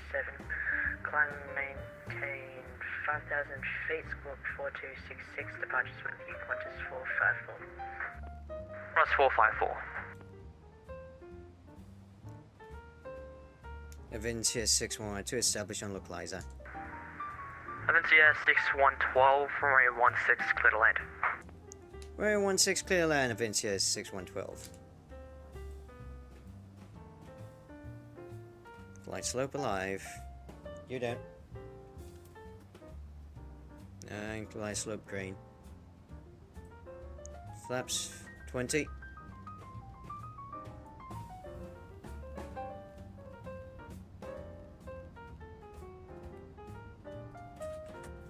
Yeah. Jeebus Lorenzo. Okay. Here we go. Gear down and green. Flaps 25.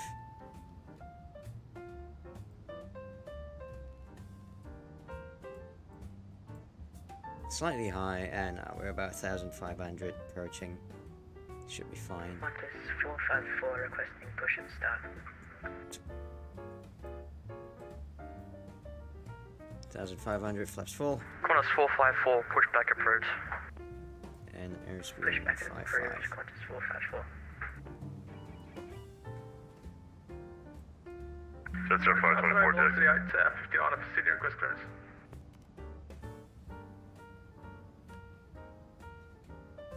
I'm 2 stations in. Jetstar 524, ready to taxi. Star 524, taxi Alpha Echo for piloting point, runway 27. Alpha Echo, holding point 27 for 524. All stations inbound Melbourne of terminal information, Papa now current, changes wind 180 degrees and 9 knots, weather cab OK, information Papa now current, stations inbound Melbourne. Melbourne approach, good afternoon, velocity 859 for Sydney request clearance. Velocity 859, clear to Sydney via Dozel plan route, runway 27, Dozel 1 departure, climb via SID 5000. Score code 4305 and departures with me. Slight changes. Sydney 5 This days on flight thousand plan, call. runway 27 days on 1 departure, climb by seat of 5,000, score 4305, departures 13208, Echo 7, velocity 859. Jesus Christ. Today at 59. 16 confirmed. Continuing. Minimums 500 above.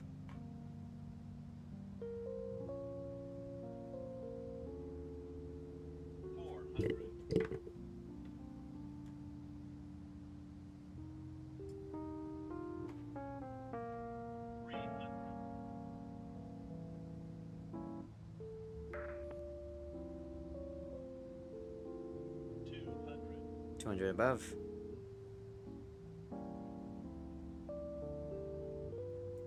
Qantas 454, ready to taxi. Minimums run rate. Qantas 454, taxi Papa, holding point runway 27. Taxi Papa, holding point runway 27, Qantas 454. 1,000 feet. Cathay 447, descend via the star 3000. Descend by the start of 3000, Cathay 447. Approach Qantas 259, ready to taxi Echo 27. 7, request pushback. Qantas 259, taxi Quebec, holding point runway 27. Back to 27, 259, cheers. Velocity 8, 59, request pushback by Echo 7. Today 59, pushback approved. Pushback approved, velocity 8, 59.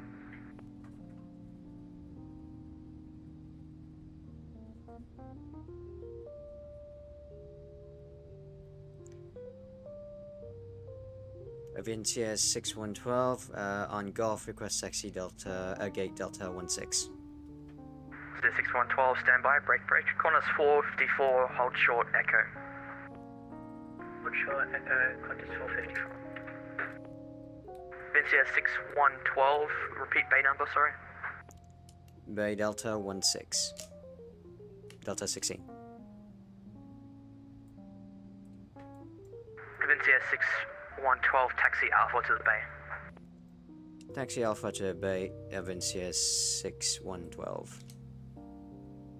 Qantas 454, give way to the Jetstar A320 on your left, then taxi Quebec holding point runway 27. Give way to the Jetstar A320, then taxi to Quebec, holding point runway 27, Qantas 454. Qantas 938, unfortunately no further ATC. Monitor Unicom 1228, have a great flight. Qantas 938, we'll go 122, decimal 8. Thanks for the service today, and I might catch you later. Cathay 447 from Belter, cleared the ILS approach runway 16. Thanks from Delta, we clear for the ILS approach, runway 16, Cathay 447.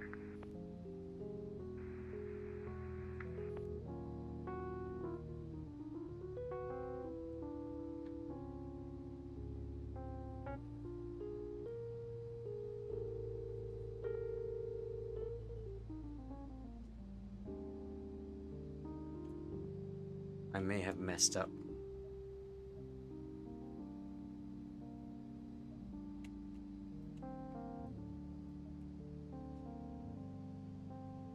But that's fine. We can deal with it. It was 445, you missed the turn there, you meant to go down to Papa holding point at the end. So you change it to hold short of Quebec. Negative, it's alright though. Jetstar 524 report, ready for departure.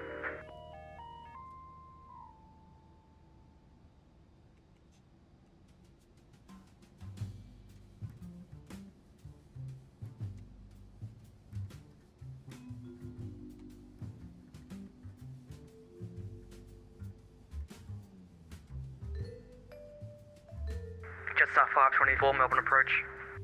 Yep, I'm here. Short of 27. 524, you ready for departure? Sure. Jetstar 524, runway 27, cleared for takeoff. 7 for takeoff, or 524. Approach 259, we're at Quebec, holding point 27, ready for takeoff. That's 259 behind the departing Jetstar A320, runway 27, line up and wait behind. Way behind for 259, cheers.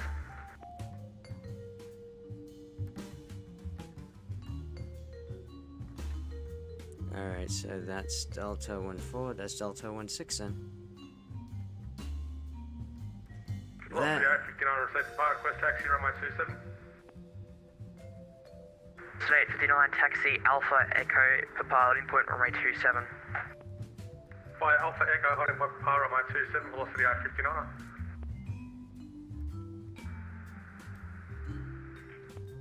let's just hope no one saw that. It's not like I'm fucking streaming or something. Let's not blind people.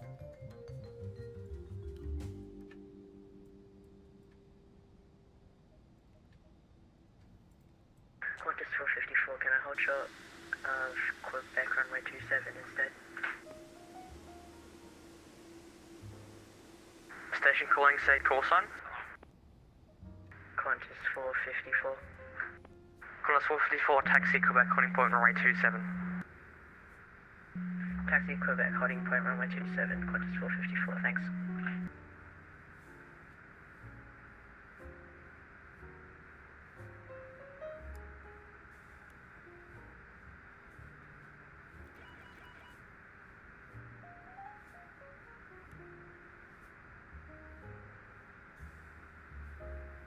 I mean, you can do that, or I can also replay the landing. Lamau, imagine pausing the video. Oh no, the freaking.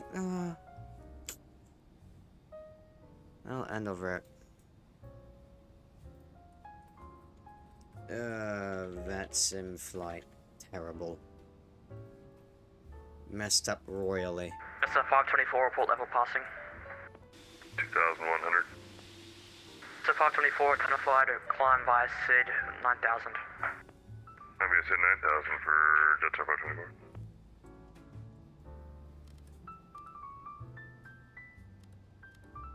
And parking chocks. And they all go to off. Yes, good landing, very, very bad arrival. From what you saw earlier with the sudden up and downs. Thank you. Melbourne is lovely. Tullamarine. That's all traffic, by the way. Fuck me.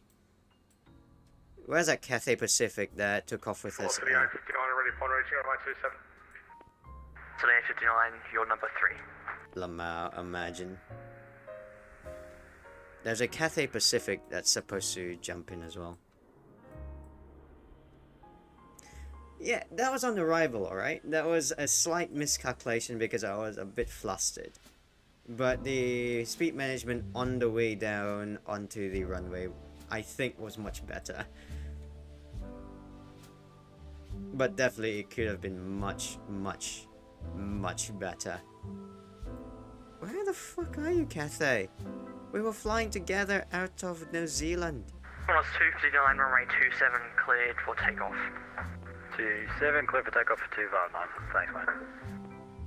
Qantas 454 behind the departing company 737, runway 27, line up and wait behind. Behind the 737, line up and wait, Qantas 454. So 524, traction running available. I'll just watch from my side. Good. Qantas 524, cancel the SID, reclear direct Dozor planned route. Redirect Dosal flight plan route for 524. They've got to go through Denzel. Yeah, there's an A3. Tail strike, tail strike, tail strike, tail strike, tail strike. Climb flight level 240.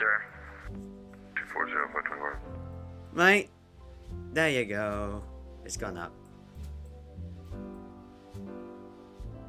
I think it's just a ping, but it looked like it was still striking. But yes, there's an. Departure 259 is passing 1,000 for 5,000.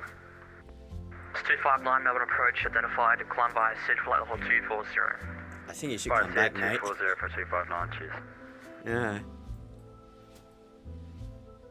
Apparently it's meant to be the company Qantas as well.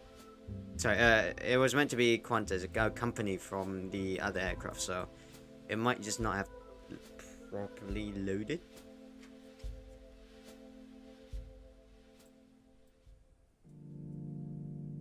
Kilo Juliet November, clear to leave the controlled area, maintaining 6,000 on dot planned route. No reported traffic. Copy, no traffic, clear to leave area. Planned route, Kilo Juliet November. See it. Da-dun, da-dun, da-dun, da-dun, da-da, da-da, da-da-da. Oh my god. Cathay 447, runway 16, clear to land. Clear land, runway 16, Cathay 447.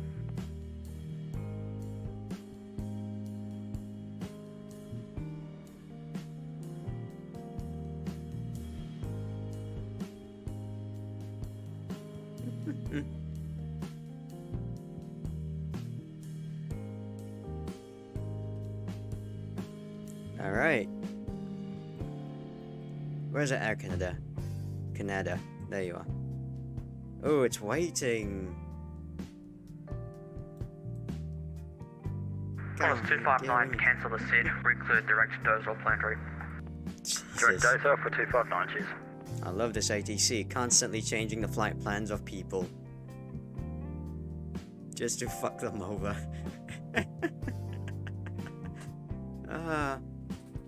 Beautiful landing. Oh, beautiful approach. Much better than I did. Much better than I did. Oh my god, it's bright Kilo outside. Juliet November, 102 Unicom 1228.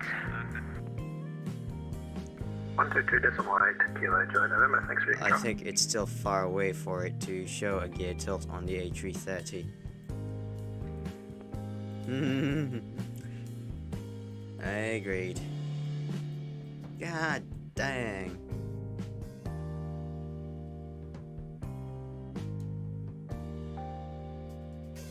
Ta-ta.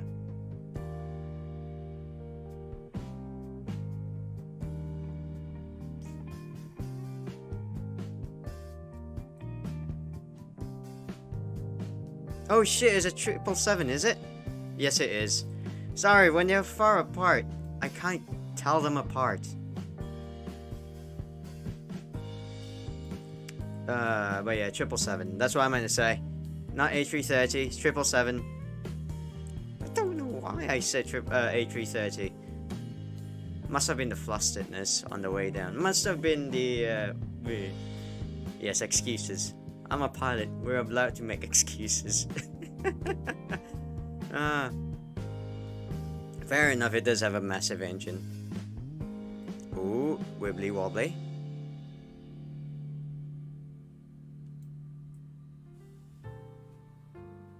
Just south 524, no further ATC, Montana Unicom 1228. 22, we'll see you just about 24. That is quite a flare, but he's doing fine. That was fine. Plus 454, runway 27, cleared for takeoff. Cleared for takeoff, runway 27, Qantas 454. Velocity 859 behind the departing Qantas A320, runway 27, light and wait behind. Flying the departing Qantas, runway 27, line behind, velocity 859. Probably ping, 100%. Ah, beautiful, 777. 100% 777. I see it now, here's a 777. Cathay 447, welcome to Melbourne, taxi Alpha to the bay. Taxi Alpha to the bay, it's going to be, I think, Delta 18 for us, thanks. Cathay 447. Alright, I think that's enough of vatsim. Okay. They're all gone now. But that's because I want to see the landing again. From the outside view. Come on. There we go.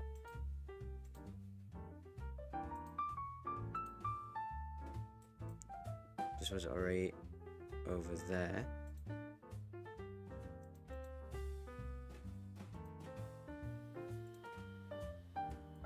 Alright, not gonna watch it until we are... Oh my god, pilot's head!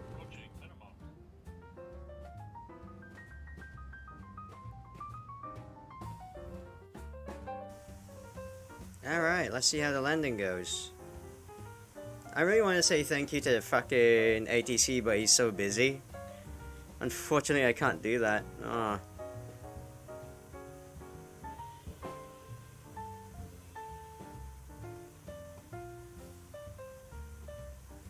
Alright.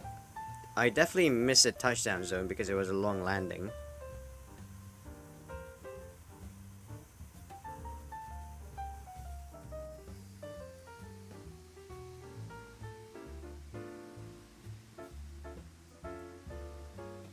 Ooh. Don't tell me that's not butter.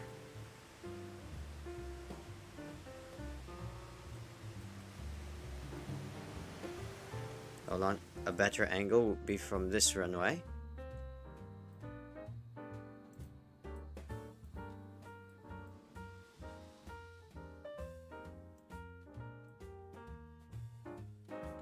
I said, don't tell me that it isn't not butter.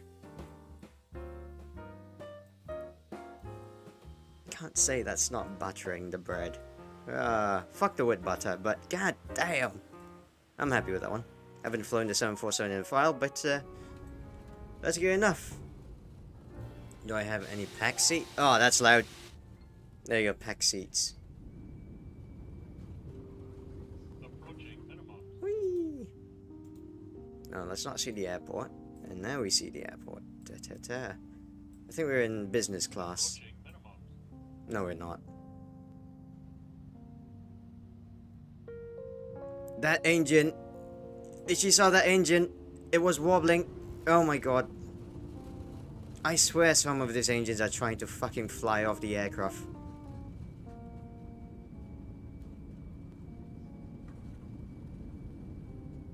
(153 feet per minute). That's not too bad.